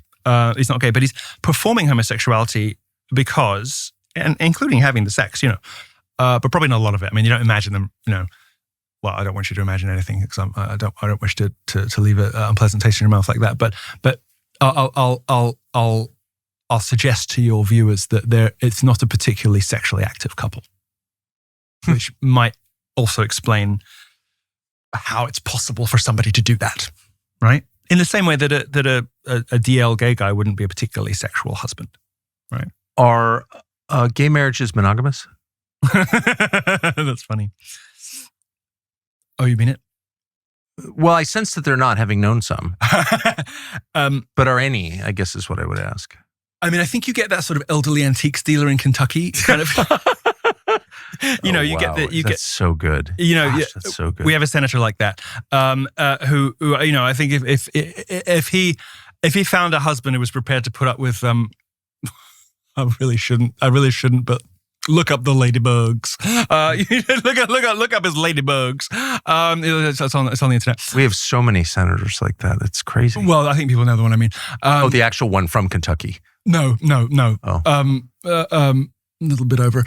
You can imagine he sort of invites his friend Jasper in for a mint julep. And it's like, do you want to just sit there while I get myself dusted up? Yes, of course there are loads, but I'm thinking of the one in particular that everybody kind of. You said you don't out people, so I feel like no. Sorry. I'm not going to use Mitch McConnell's name. But it was Lindsey Graham. Okay. No, it's a shame, isn't it? The falling over, the like, how long are you going to stagger on? They're determined to turn themselves into the goblins that dictate their behavior. Well, that's the thing about, and I'm not. Yeah, it's that there's a bloodthirstiness that's just really distressing and offensive to me. But but think about it like this: the sassy, vindictive, catty cruelty of the homosexual. Imagine what he'd be like if you gave him a nuclear button, right? It sounds stupid, but it's a continuum. It's a spectrum, right? And so those gays that have the will to power, they go get some and they use it to bomb people or to bully or to, I mean, how much must they all get off on the fact that they are all having sex and nobody would dare touch it. Nobody outs them. Nobody says a thing, and they're all living lies to their. This is. I mean, we were joking earlier about outing people, but like that's why I have a thirst for it, because it's hypocrisy. It's public hypocrisy. I'm not interested in outing Joe Simpson who has a corner store. Right. I'm interested in outing people who are misrepresenting themselves to the public. And somebody just got married with wedding pictures and with engagement pictures that are insane. So absurd. I know. I figured him out, by the way. I figured him out. I could never work out this guy. I was like, what is it that's off with you? And I realized he always wants a bigger laugh than the joke he tells commands. And it's because he's actually obese, but in the body of a merely fat person. Like, if you think of him as like 400 pounds, he suddenly makes sense. Because he's always doing this, and you're like, oh, you're a fat person. You're a giant fat person. So he's like a really fat gay in the body of like a merely slightly overweight gay. And suddenly his personality begins to make sense. He does all these like fat, he's got these like fat tics that fat people do to like get a bigger laugh than their wit would normally allow for, you know? You know what I mean? Like, and everybody laughs along anyway because they're fat. The fat people are just funny because they're fat. And he's like, he acts like he's funny because he's fat, but he's not fat. You're talking about Cory Booker. Yeah. So just back to the question though, is monogamy an expectation in a gay marriage? No, I think it's an aspiration. I think it's a stated ambition. But like all ambitions, we state something we know we can never reach, because in grasping for it, we achieve greatness. And so maybe they only have sex with 20 people a year instead of 200. And that's gay. That would be gay fidelity. That would be gay. Really? Oh yeah.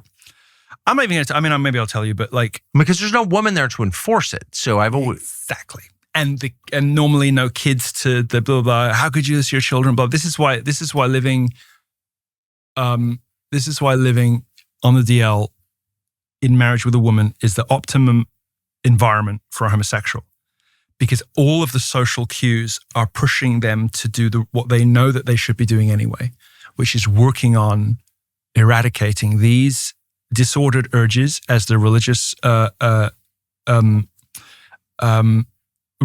ex-gays would put it, or unwanted same-sex attraction, as the reparative therapists would have it. Whatever it is, all of the cues and the pressure is moving them in the right way. And so, I mean, it's good.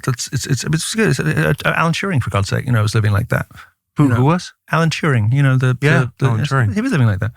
And they castrated him anyway, which seems a bit mean to me after the war. After he'd won the war for them, it's like, okay, that's all brilliant, but we're going to chemically castrate you. It seemed a bit gratuitous to me. It's like, oh God, let him crack one out after he won the bloody war for you. I mean, God.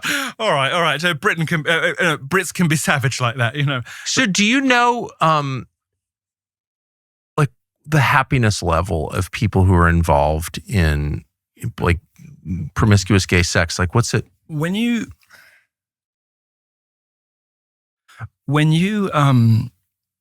live that kind of life, you're living deep in profound denial, and it comes from. I read something in maybe it's the Atlantic or Mother Jones, one of all places, some left-wing gay guy who just wrote about this really beautifully. I'll try to find it and tweet it after this, but he said when homosexuals are young, they realize they have to put on different faces for different people. I guess the racial equivalent would be code switching, right? Yeah. And the effect of this on a person who has disordered urges, unlike someone who just happens to be black, is that it begins to like create cracks and ultimately that turn into like shards in the personality, like bits of the personality, like burst, ping off like a chandelier that fell to the floor. And it's so sad. Yeah. And it produces the space for profound denial of the type that most homosexual men find themselves in, where that flooding of addictive urge is mistaken for healthy and normal sexual attraction. And so I kind of stumbled when I looked into, I just woke up one day and I was like, and I was married to a dude, to my shame. And who's now like the ex-wife from hell, my God. Look, if there's no other reason to like not be gay, just imagine like how bad a black homosexual ex-wife is. Oh, like, I'm not even going to go there. You don't even want to know. It's like, oh, sorry, it was 2 sports cars a year wasn't enough. Okay, all right. Don't even. But when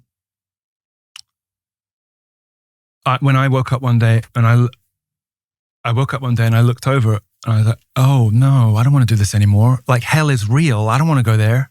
And it just hit me like after it was growing, while I was just like, no, I really don't want to go there. And what am I doing? And the way that I started to address this, I kind of stumbled upon a crude version of what the enlightened, like they don't call it conversion therapy anymore, they call it reintegrative therapy, because it's reintegrating those shards and those broken bits of like memory that lead to the wrong output. We can talk about it in detail if you want to, but I stumbled upon kind of like a crude version of that. So when I was trying to stop myself from doing this stuff, I was using like hot oil on my thighs. I was like doing things, like that hurt. And I was trying to rewire my brain. Because I read a lot of psychology and anthropology books and stuff like that. So I thought I know. I thought sex urge is such a basic and powerful urge. It's got to be hard. I thought I knew what I was doing. So I was like, every time I get aroused, I'm going to go and do something that hurts. And so I took the like paying my taxes. No, like having sex with black people. No. I did something immediately to try to redo that, and there's a much better way to do it, which I can talk to you about. But I think I was recognizing in that I had that something had jumped the tracks in my brain, right?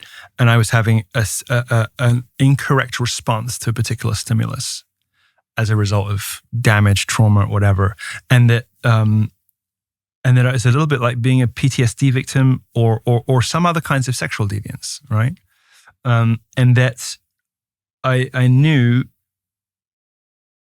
that I could train my way out of it, because at the same time I had been returning to the Catholic faith of my childhood, and I had been speaking to a dear friend.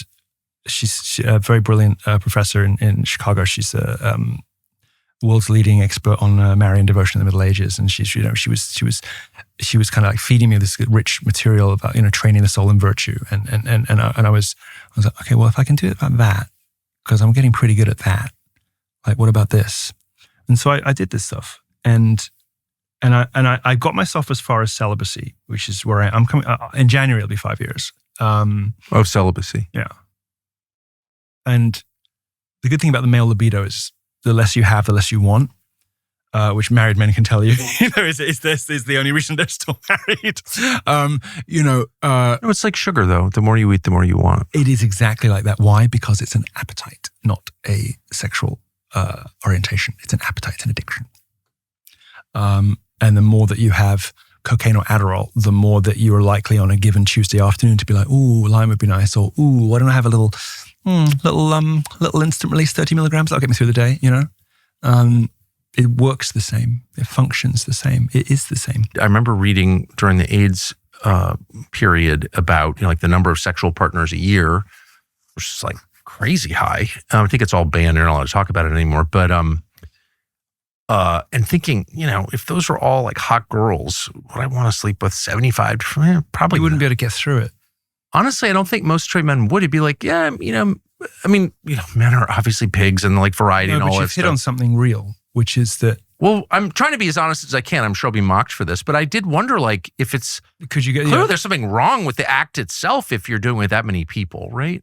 Yes. Now there's a component of it where it's like the women are setting up the friction there. They're the ones with the precious jewel that they're setting up barriers to, right? Men will put out, like if a man wants to have sex, like they're normally the person asking for the sex, right? Right. They're normally the ones who are seeking the sex. Women, normally the ones who are, I wouldn't say withholding it, but regulating the access to it, let's say, as the enforcers. For sure. Take that away, and of course, and put two men on there, and you're like, well, if they both want it, they're both going to do it all the time. Of course. But that doesn't really explain. Exactly. Doesn't explain. That was my thought. It's like if there was no limit. Extent. If good-looking women wanted to, this is my younger self thinking this, if they wanted to sleep with me as much as I wanted to sleep with them, I still don't think I'd sleep with 75 of them in a year because that sounds kind of gross. Well, I mean, by gay standards, that's practically celibate. I mean, maybe not these days with the boring gays that adopt the children who don't have sex with each other and just molest the kids, but by the old-fashioned gay standards of the taboo-breaking, promiscuous. I mean, look, I grew up in London, taking a lot of fucking drugs, going to a lot of clubs, going to Ibiza, and then of course, like in London, you had a circuit of clubs, Trade and Beyond, and DTPM, whatever. There was like a circuit every weekend. It was 4 continuous days, right, which you could only really do with drugs, and during that time, stops off for sex. I mean, 75 is like takes you up to February. Actually, I mean, I probably was a lot worse than usual, and I group scenarios and whatever, but yeah. I mean, it doesn't fully explain the grotesque extent. And by the way, it's always the gay couples that are basically lesbians that live sterile, like they live these like sexless lives, who are incensed when you dare to talk about gay promiscuity. It's not because gay promiscuity doesn't exist, it's because they don't have access to it. But most gays do. And what we are thinking about in our hypothetical example of two men doesn't explain the full grotesque extent of it, and it's because there is something unsatisfying about gay sex. Well, that was my assumption, and you're correct. And it's so Catholic natural law and the way that a lot of therapies work, they start with this presumption that things are working properly when they are performing the function for which they were designed. Yes. Right? Clearly, an erect member going into the wrong orifice is not performing the function for which it was designed, right? So sex that ends that way too cannot possibly be satisfying. It's not permissible spiritually. It's not satisfying physically. So if you take Catholic Church teaching, for instance, I think that's real, and that's true for eating, and it's true for beauty, and it's true sterile. for the sex is sterile. No, but every pleasure that's like a righteous pleasure satisfies you.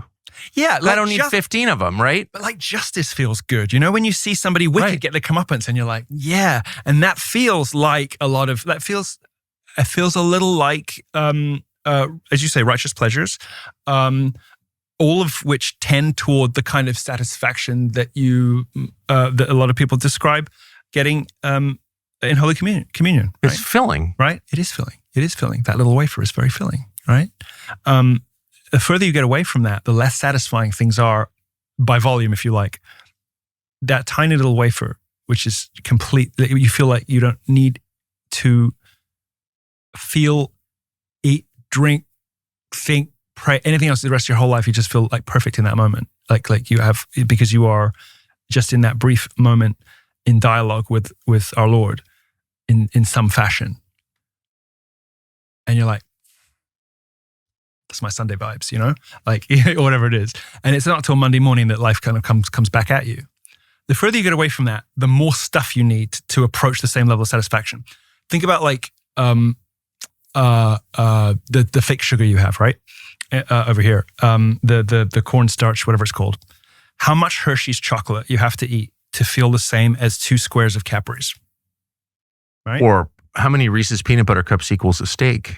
Yeah, exactly. Well, exactly. I really noticed that. I mean, by the way, you know, Halloween candy, you can, I don't know much about calories, but you could eat like millions of calories, but you can't eat 6 pounds of steak. It's just not possible. But the point is that not that sugar is bad necessarily, but that this fake sugar that has that waxy taste that's not really, you need so much more of it to feel satisfied, to get your sugar hit. That is totally right. And in so doing, you have so many more calories, right?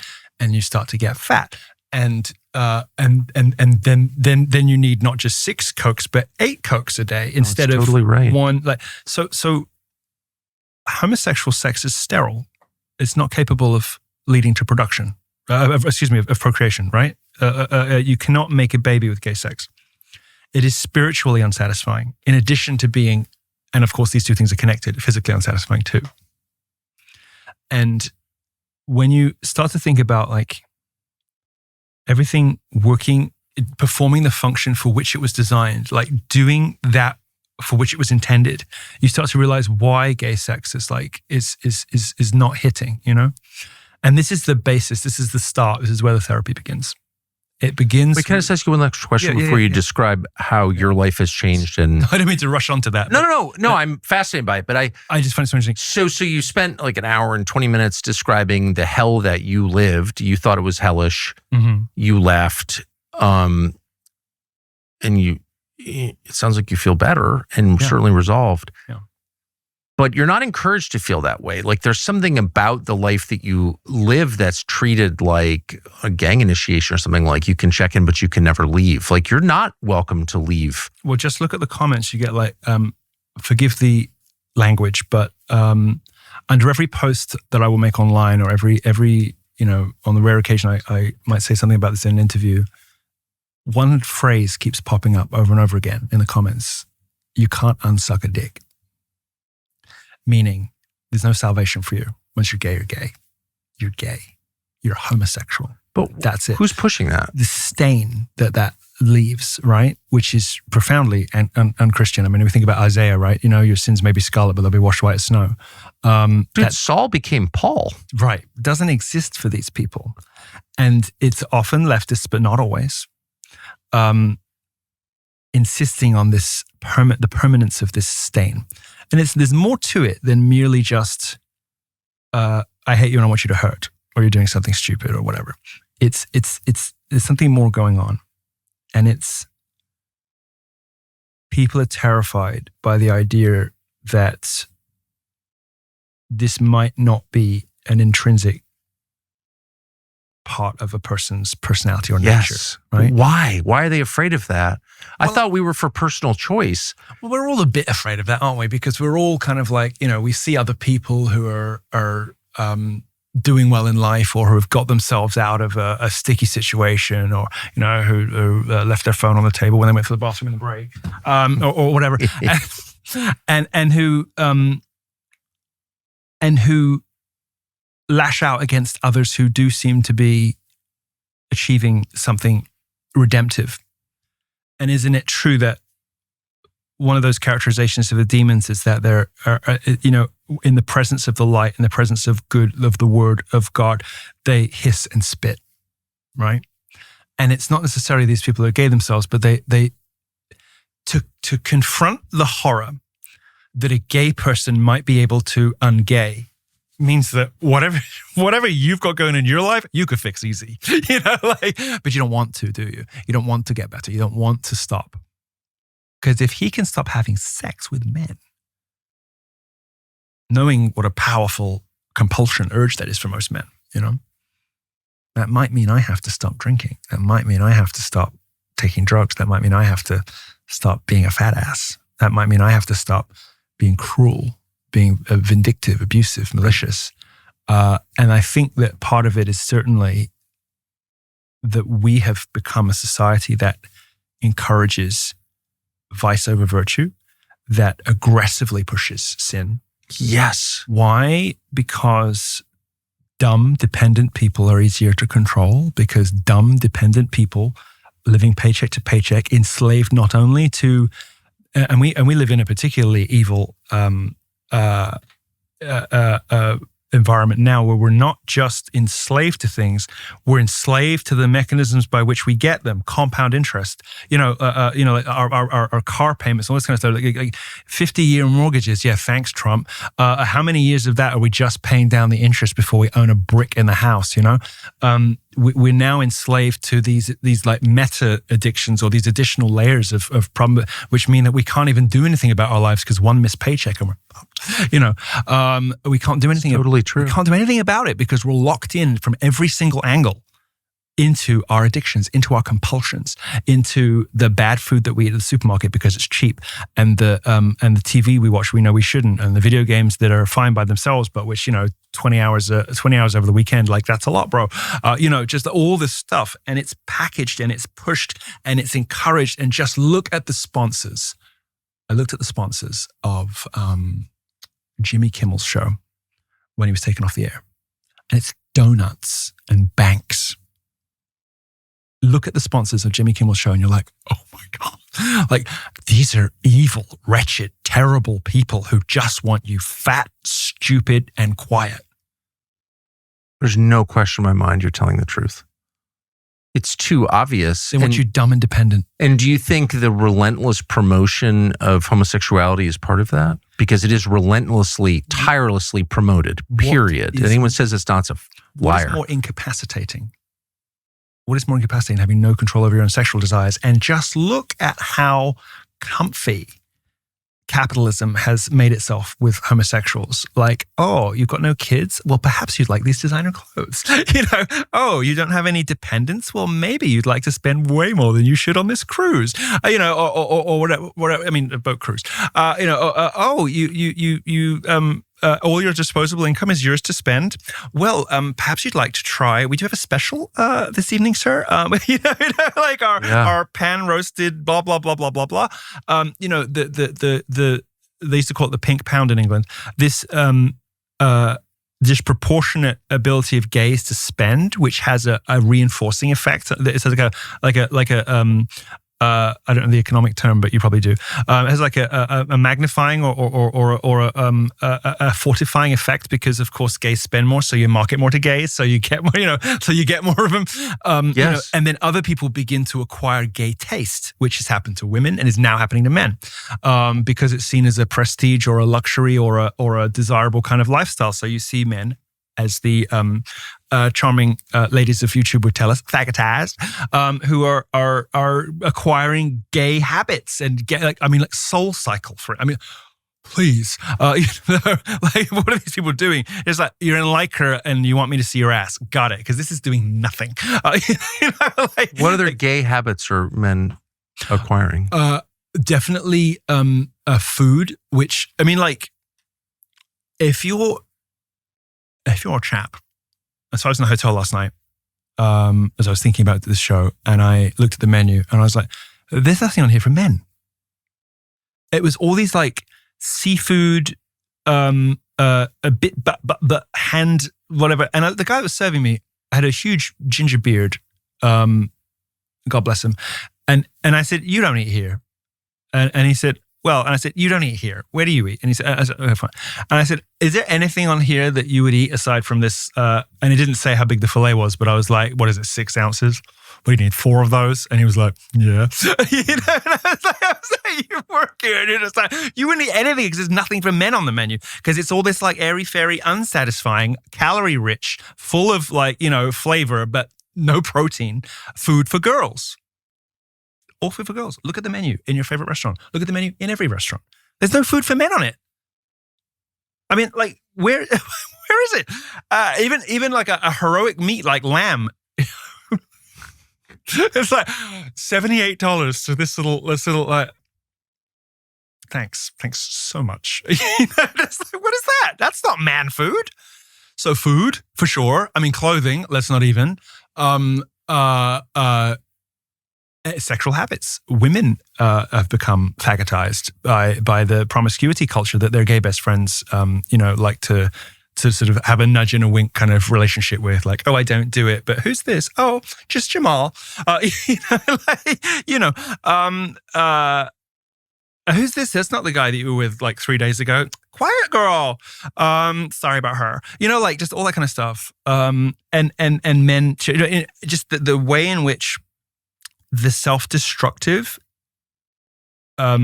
self-sacrifice, the relinquishment of the will to the most addictive version of everything is very gay. Very gay. The most addictive version of everything. So like if gay sex is like addiction where it just floods your mind with like the chemicals where you can't get it out of your head, like we were talking about right at the beginning. Yeah. Right? Well, the food has become like that. And the clothes have become like that.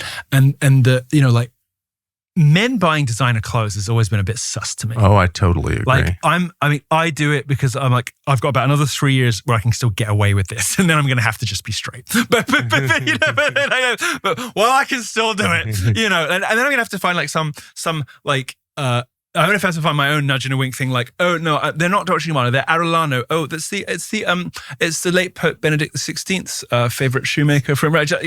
You're faggotized, you know. Stop it. You know, I have to give all this up, but someone who's been heterosexual all their life, like, what are you doing in Dior?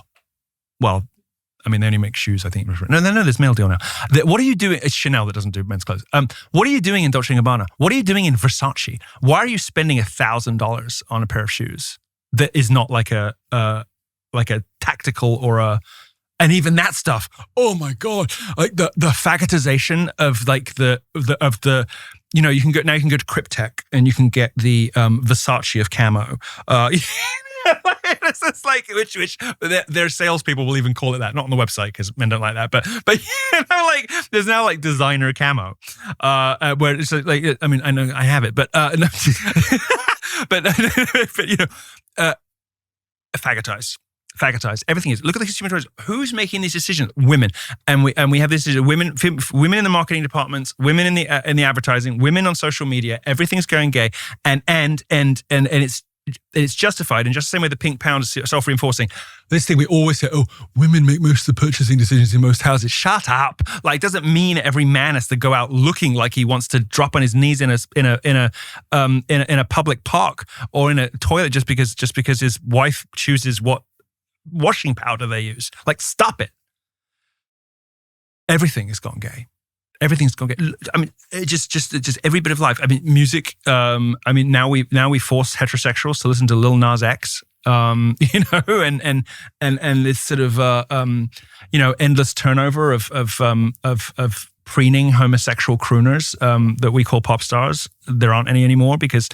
You know, pop stars require a kind of like heroic manly virtue, I think, that is just gone now. It's just not there anymore. So if you wanted to weaken a society to the point of collapse, fagotize it.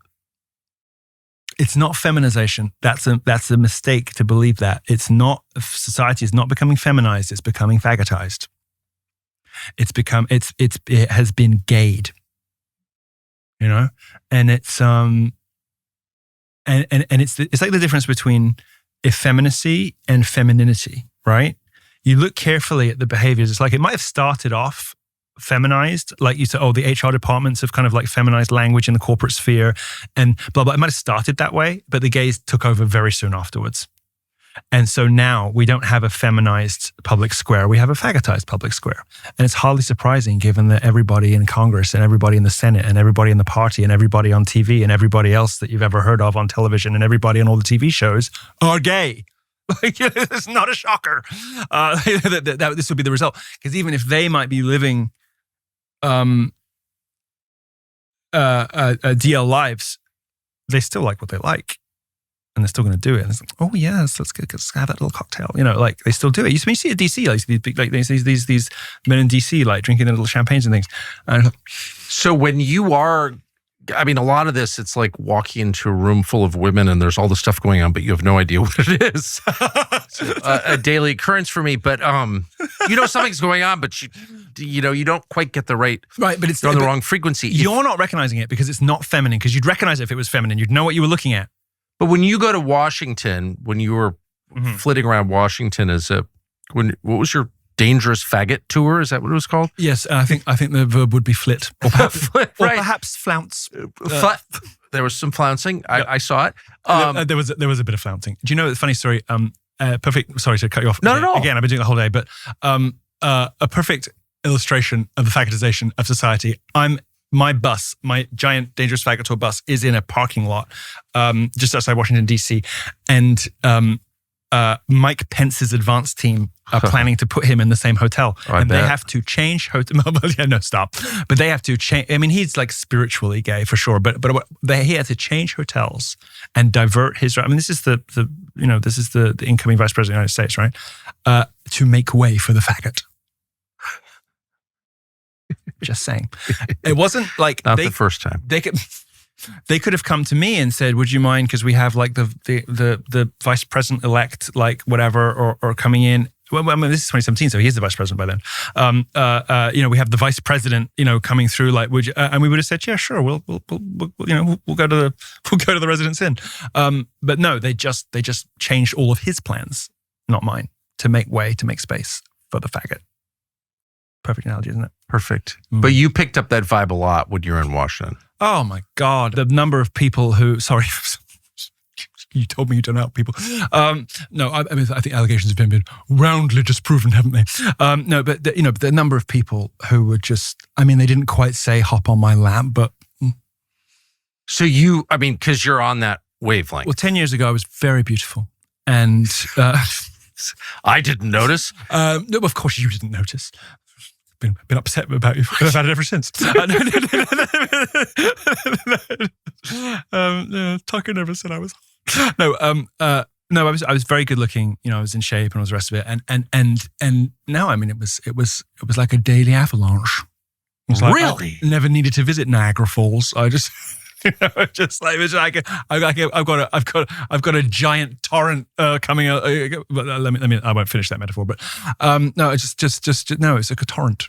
So how has your life changed day to day now that you're celibate and getting away from trying to overcome your gay sexual impulses? I don't really have them anymore. Not often. My life is so I've learned. Well, the first thing to say is that dogs have stopped barking at me. What? I used to set dogs off, like really set dogs off. Like they would go crazy around me. And when I stopped, really? Yeah. With hostility or affection? They can sense evil, My spiritual director, I can only tell this joke because it's my spiritual director that said it. I said, "Do you think it's because they can sense evil?" He said, "No, it's because you don't smell like blacks anymore." Look, the priest said it. Let the record reflect I'm not laughing. Dogs have a famous I know. complex relationship with certain people. I'm sure that's not what it was, but maybe no, but the biggest thing that happened to me. Wait, can you stop? Did dogs literally? Are you being serious about dogs? I'm 100% serious. There's 2 photos of me like snuggling with puppies. Like, okay, you got me. But other than that, almost every other dog, would just go nuts anywhere around me. I set up a loving firm last year with a friend, and her dogs just went ape anytime I was even in the vicinity, until I started making these changes, and then it was like, and now they're like, it's bizarre. I mean, I'm a cat person now because I kind of have to be, but I'm a great lover of dogs. Like I think you are too. Yes. A great lover of dogs, and what they lack in intellectual sophistication versus their feline compatriots, they make up for in like intuition. Yes, they do. They're like babies. They got a little Holy Spirit in them or something. They're just like, they know good guys from bad guys. Dogs just couldn't be around me. That's amazing. I mean, I'm sure not all gay people have the thing, but it's just just a sign of something that changed. The biggest thing that changed for me, though, which is not like the biggest thing to me, because I live quite an internal life. Like most of my life is up here, right? The biggest thing that happened to me is I started caring what happened in stories. Like spoilers started to bother me, and I couldn't figure out what that was about. Like 10 years ago, when a Star Wars movie came out, just before Christmas, when no one had the chance to see it, I tweeted, Han Solo dies. Like 1,000 people unfollowed me. And they're like, how could you? You're the worst person. I was like, what are you talking about? It's like a stupid space movie. Like, get a grip. But I started to care, maybe because I started to care what happens to me. I've started to care what happens in stories. Like, the plot matters. I'm no longer just looking at the surface, at the surfaces in it. I'm not looking at the dresses on the women or the accents, or at least not just looking at those things anymore. Like, I want to know that the story has a happy ending. Because I think, cleaving to my faith more closely, I've become more aware that the universe has a happy ending, and I want a happy ending. And that's the biggest thing that's happened to me, like in my head, in my soul, Did like, you not care about yourself as much? No, of course not. Of course not. But I went from somebody who liked Oscar Wilde because I liked the witty lines and the sparkling surface of it, to somebody who appreciates instead now, or at least reads it differently now, for the subversion, for the little eddies in language he uses, which are meant to show, this kind of like disintegrating way of life. And I read it historically now. History, like I never read history books because nothing mattered before or after. It's just like today, because I'm in a grip of an addiction. But now I read biographies. I never did that before. Well, because a narcissist doesn't care about other people's lives, right? But I knew stuff, but I didn't want to know details. And now I feel. I mean, Myers-Briggs is a lot of old shit, but I'm like my personality type, such as it is completely changed, and I don't know exactly. Really? Yeah. I mean, I know I look and sound like pretty similar, but the way that because I have the same sense of humor, like I have some bits of personality that I have, but the way that I acquire information has changed. I forget the distinctions because it is a lot of shit, but like the intuitive to the sensory or whatever. It feels now like I feel more in tune now. Like before, there was kind of like a sheet of glass, like some critical ironic distance between me and the world, where I didn't really want to engage with it, Yes. And now I'm like, I want to grab the wood. Sorry, I'll rephrase that. I want to grab a different kind of. No, I want to like know what it's made of and where it's from, and look at it and think about it, and like. So this is how you ended up, huh? Like that didn't used to occur to me at all. I'd just be like, yeah, it's cool. I love the aesthetic. It's really nice. I love what you're going on. What is this, shabby chic? And I just wouldn't know. And now I'm just like, this is alive. This is like it. Like I get. I didn't get when you first started. I was like this about the set, and now I'm like, no. It's cool. Now, you were a prisoner of ironic detachment. Yeah. Like this kind of like everything's got to be meta. Everything's got to be whatever, because I was afraid of engaging with the material critically. Yes, and authentically. I was afraid of engaging with the material, and now I'm. Can I just brag indirectly? Mm-hmm. Even when I first met you in the green room at some Fox show many years ago, mm-hmm.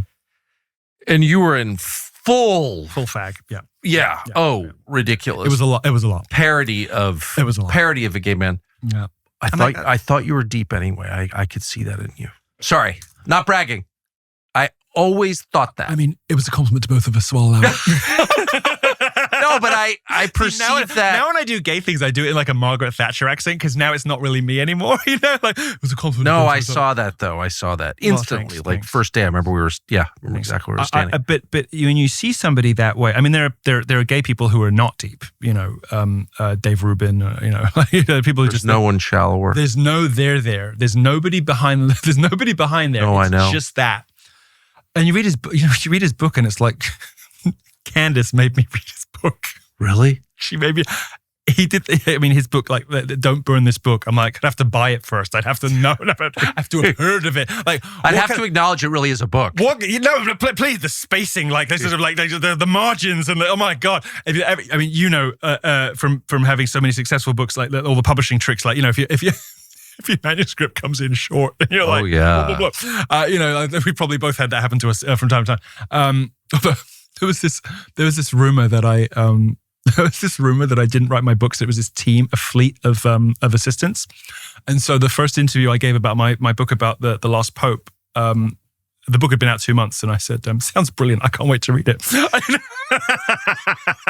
But I was like, well, when you actually have like stuff going on, you're too busy to write it, and then you write other people's books when in the fallow periods. Anyway, so Actually, I have a famous friend who never read any of his books. No, of course. And he had a million of them. Come on, yeah, Bill O'Reilly probably, but that's very much a TV thing. Yeah, it is.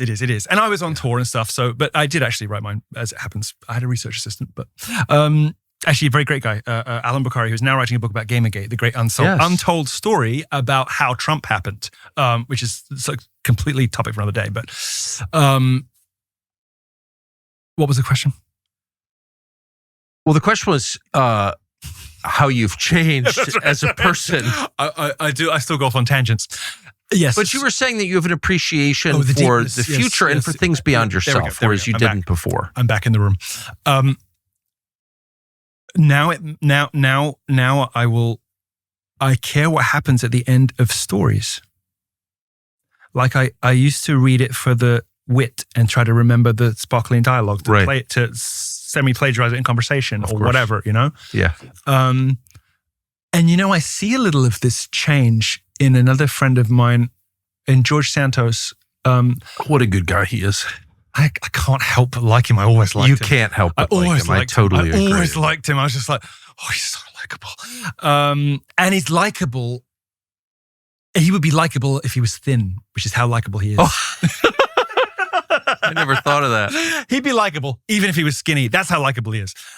He's especially lovely as being jolly. But I've noticed in him some little changes, some adjustments along these lines since he's had his reckoning and his, Yes. I mean, he had to confront something. I make a prediction. Guarantee you the guy doesn't die gay. Guarantee you George doesn't die gay, because he's going to see his behavior, the Walter Mitty stuff, as being in dialogue with, dependent on, congruent with the other damage. Guarantee it. I'm still so uncomfortable with this topic that I'm not going to broach that with him, but I think you're qualified to do that. Well, I'm on Tim Pool with him soon, so maybe I will. So how do you change? Like, what's the process? This thing that we're not allowed to talk about, which is, and I can't, gay conversion therapy. We don't call it conversion therapy anymore. But that's what it was called, right? They were trying to ban it. So like, you were required to be gay. I remember thinking like, and by the way, I've never been what are you converting from and to? No, but also the idea that you're not allowed to change. Like, what? That's when I realized. That's the biggest thing. Why are you keeping people gay against their will? You keep people gay. That's when my mind, as someone who's always been, I guess, pro-gay or whatever, I'd never really been that involved in it. One of the least attractive things about you. Yeah, I agree. But my brain started to change a little bit when they were like, we're going to ban gay conversion therapy. And I was like, I thought the whole point was you can be whatever you want to be, which I was kind of for. But now you're gay, you must stay that way? It's respectable for you to be pro-gay if the basis of your pro-gayness is that they're trying to force people to stay gay. Well, that's when I started to change. I was like, what are we talking about here? You're not allowed. So you're going the wrong way. Yeah, no, you're just off on this. That just blew my mind when they tried to ban that. I was like, this is not what they told me it was. They're trying to force people to stay gay against their will. Yes. I mean, it's bizarre. There's a Supreme Court case right now the ruling will come next year about whether or not bans on gay conversion therapy are constitutional, whether it's legal to do it. So we'll find out. Craziest thing I've ever heard. Well, the Supreme Court's kind of like, it always struck me, at least until recently, I guess, with the injection of the DEI like lunatic. Isn't that the greatest chart you've ever seen? The greatest graph of my life. Yeah. How much Ketanji Brown Jackson talks. It's the greatest chart I've ever seen. Self-esteem is in inverse proportion to ability. Yeah, we're aware of that. Yeah, it's the greatest chart I've ever seen. And then you got old Clarence, and you're like, right? Yeah, one word. Yeah, no, it is the greatest chart. And I thought, I just saw it, and my reaction was, that tracks. And we had in the Supreme Court, and probably maybe still, I mean, it's sort of down the line, isn't it, Democrat? Up until recently, it was, really just like Catholics v. Jews on the Supreme Court. I don't think there are any Protestants on the Supreme Court. I don't think there are now. And I don't there is one. Neil Gorsuch is an Episcopalian. Yeah, but you're just over the fence. No, but I mean, there was a while where you got a little toe in the Tiber. This country was founded and created by Protestant men, and there's not a single one in the Supreme Court. Yeah, but there was a fifth of them are Catholic. The smart ones. Okay. So, only in Rhode Island, but whatever. Another day. When you see that kind of civilizational clash, as it seems to me that it is one. I can't help but hope, if they're not going to do Obergefell, that they at least let people get away from being gay. Like, at least let people leave. Because I had to fumble my way with hot oil on a stove and like hurting myself to eventually get to a point where I was not seeing a particular stimulus and automatically having a particular arousal response. Is that what you want? Is that what they want? Is that what they want everybody to have to do? To sit at home and abuse themselves? To sit at home and like hurt themselves? To get rid of these unwanted, disordered urges that are making them miserable, that are hurting other people, that are hurting them, that are the product of trauma, that are a trauma response? Is that what you want? You want people to sit at home and do it to themselves? I don't think so. I think it's what they want. I think destroying people is what they want. But I don't think it's what we want, I agree. So how do people change, and what is the process? Well, the father of this stuff, there are some quacks. Oh, I bet. We're not going to lie about it. But the father of the stuff, the most respectable stuff with the highest success rate, the guy's name was Joseph Nicolosi. And I can't find most of his books on Amazon, obvs. But actually? Yeah. Why? Well, because they're suppressed? Yeah. So that just tells you that right there. If they're banning books, okay. Yeah, okay. Well, I'm not such an anti-book ban guy. You're a bit more of a free speech fund. What were the Nazis burning? What were they burning? Ask them. I know. I'm very aware of that. No, well, I guess what I'm just saying. I'm more of a free speech fundamentalist. I am a free. I have evolved into more of an authoritarian over the last 10 years.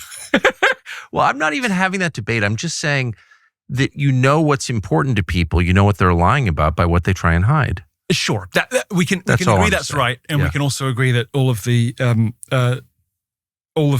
Jewish trans doctors need to have their books burned. But when he wrote about this stuff over decades, had a very tempestuous relationship with the bodies in psychology and all the rest of it, and psychiatry, but he's the person to read if you want to understand how people become gay and how many of them have got out of it. So for me, the most important book is Shame and Attachment Loss. It's kind of got a yellowy green cover.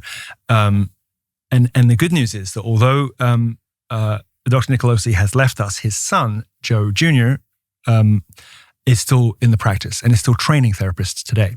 He's based in California, obviously.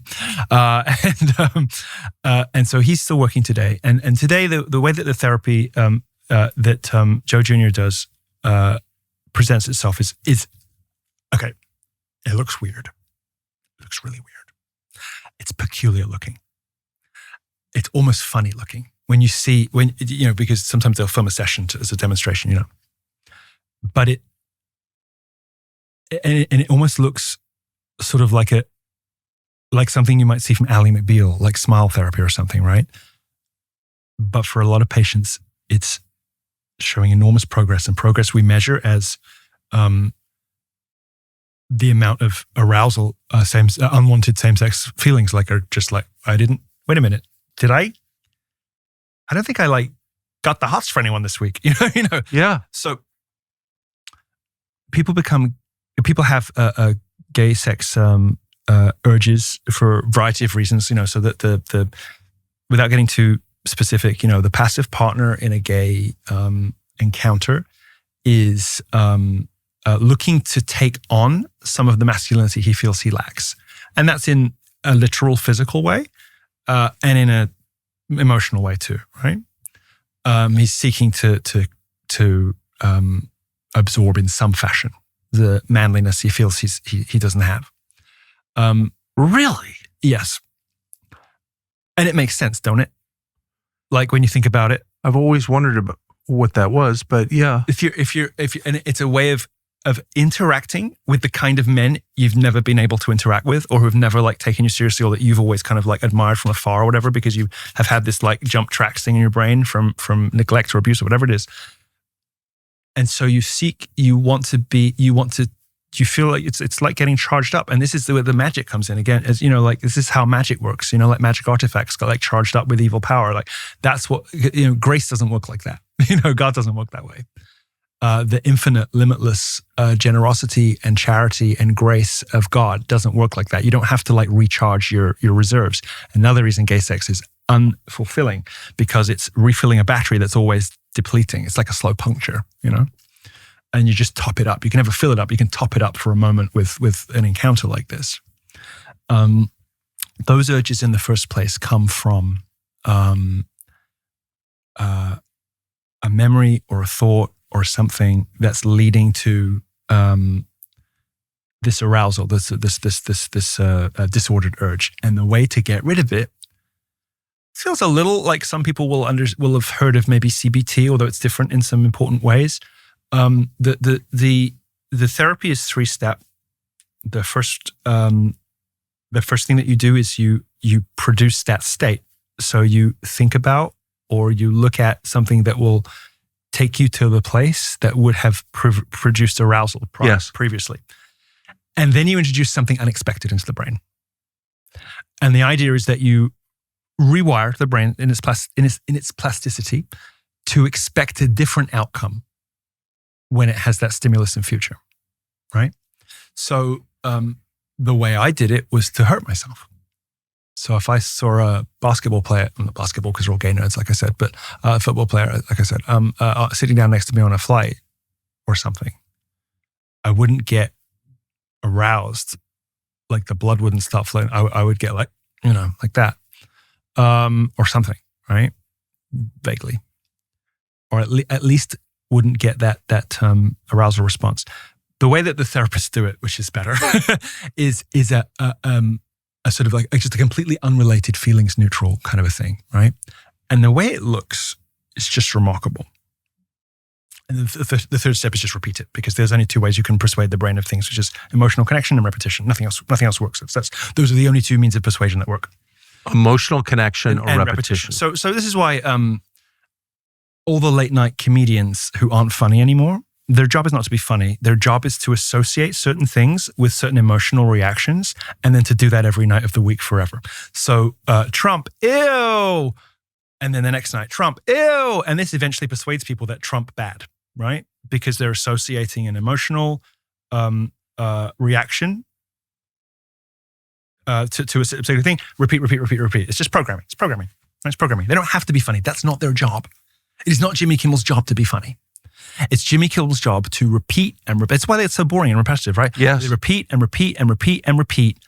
Positive, happy, like Kamala's so brave. Trump's hideous. Oh, God, disgusting. Isn't he gross? Isn't he? Oh, that fat ginger, orange retard, whatever, They're not talking about him in terms of policy. They're talking about it in terms of disgust. Yeah, because that's an emotional thing. And then again. Eventually people like Trump, ew, Of Like, course. what's happening? It's just programming. It's why the comedians aren't funny. You're welcome. This is that for virtuous ends, because it's what works in the brain.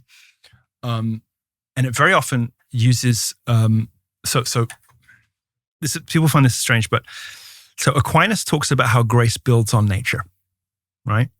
Thomas Aquinas. And so there are ways in which our bodies are machines. They function according to mechanisms and respond to stimulus. And although there's a spiritual dimension to all of this, the way our brains work, it's trainable. It's trainable like a dog is trainable. It's trainable like anything is trainable. And so the way this therapy looks, and I provided you with a couple of little examples in video so that you can see it yourself afterwards. The way this therapy looks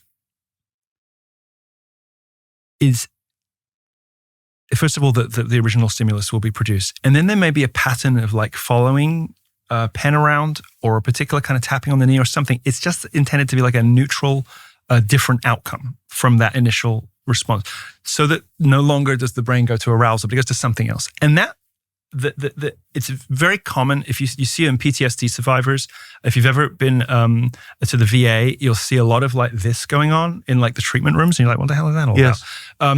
That's what it is. They're produced. They ask them to remember something traumatic from their service, and then something. It's just kind of a little thing. And what's going on is, the best way I kind of describe it is, it's like when you press Control-Alt-Delete and then a couple of other things, and the computer reboots without the virus now. Yes. Like that's not quite how computers work, but it reboots and you're no longer in that situation again. You can do that with the brain, but it takes not just one reboot, but it takes repeated raising of they call it the schema or the target, the thing that produced that unwanted response, and then immediately the introduction of an unexpected outcome. So your brain's like, hang on a second. This happened, so I was expecting that, but then this happened. And then over time, your brain learns to just do that instead. And that instead could just be like something, completely anodyne, or it could be like I did, which is, a kind of clunking amateur version of it, which was, something painful or unpleasant. And the third step, just do it over and over again. And eventually you see people just have less of those desires. It's the most peculiar thing, but it is being borne out in the studies. And so Joe Jr., I brought this with me. I'll leave it with you if you're interested, but 144 people in a randomized placebo blind trial. It works. It works. And it works because these homosexual urges are not so totally unlike other forms of trauma, other forms of damage, other forms of deviance. This same thing, it works on people who are obsessed with rape. Like a guy who can't get off unless he's thinking about raping a girl. Now, rape is something that women love to fantasize about, but perhaps don't necessarily enjoy the reality of, even the reality of play of it, right? It's something women love to think about, but you act that one out without warning, you're sleeping on the couch at a minimum. It can help men to enjoy sex lives that don't involve coercion, because they have that sort of thing. And much of the same technique is used with people who have other kinds of trauma, who have other kinds of trauma responses as a product of bad things that happen to them, or as a product of just something going a bit wrong where that track is jumped, And so this, though it looks very odd, is based on decades of research and builds on other therapies for other kinds of trauma, and it looks like it's working. Now, I didn't have this kind of therapy. I will say that. Like I said, I kind of bumbled through on my own because I'm, stubborn and a loner. But this has started to work for people. When you look back on the life that you led 10 years ago, how do you feel? I feel ashamed. I feel embarrassed and disgusted by the things I did, but I feel ashamed particularly about 10 years ago, about how many people, I thought I was like laying it on thick with this sort of like Dame Edna Everage kind of, a Hyacinth Bouquet performance on stage. And I realized people weren't picking up the layers maybe. And every talk I ever gave in the Q&A, I said, if I could not be gay, I would push that button, And nobody ever that never registered with people. Why? I don't know. All they got was being gay is okay now, and being gay and right wing is okay now. And I know that I pushed that button with the left to annoy them and because it was absurd at that time, but people never got the message when I said, if I could possibly, I never gave a speech in my life where I told people, go be gay. I said, my first ever appearance on television was with Boy George, like 20 years ago. And I said, I feel that something is wrong inside me. And I didn't have the vocabulary to articulate this. And he's like, no, honey, you're perfect just the way you are. I can't do Boy George, but, I was like, no, I feel that something is wrong in there. And everybody around the table just left, thinking like, oh, there's a self-hating homosexual. Well, I wasn't hating myself. I was hating the things that I was doing because I knew they were hurting me. And I knew even then, and I never gave a speech in my whole life where I say, go be gay. Have you ever talked to other gay men who have the same feeling? Yeah. I think because, not many of them will articulate it like I do because I am a little bit cuckoo and I don't mind kind of living in public and talking about my feelings. Like my Twitter is just like this, well, aside from the 8 years missing, it's just this like insane stream of consciousness where I'll just say the most like ridiculous, absurd, outrageous things, but it's because people are getting a tap straight in, it's just what's going on in there today. So I'm comfortable living that way and I'm comfortable expressing myself and talking about myself. And I think now I have a duty. Now I have a responsibility to others because the message didn't land. Like I was not intending to give birth to this huge generation of gay Republicans who now just think it's openly fine to traffic in babies and to be a gay Republican. And I feel a great deal of responsibility for that. I hate myself for that a little bit. Milo Yiannopoulos, thank you for everything you said. Thank you. For your honesty. I appreciate it. Thanks. And your insight, which is amazing. Christmas is back, and so is our merchandise shop at TCN. Visit tuckercarlson.com to see what we have to offer, and it's awesome. Everyone has a long list of people they need to shop for this Christmas. Our new line can help you brighten the day with gifts they will actually love, not the kind they're going to throw away or thank you for but not mean it. Actually good stuff that's great for everybody. Ornaments, wrapping paper, Christmas sweaters. For real. The TCN shop has everything you need, dozens of new styles and designs, perfect for the gift giving and spreading the Christmas spirit. That's tuckercarlson.com. We hope you have the very best Christmas.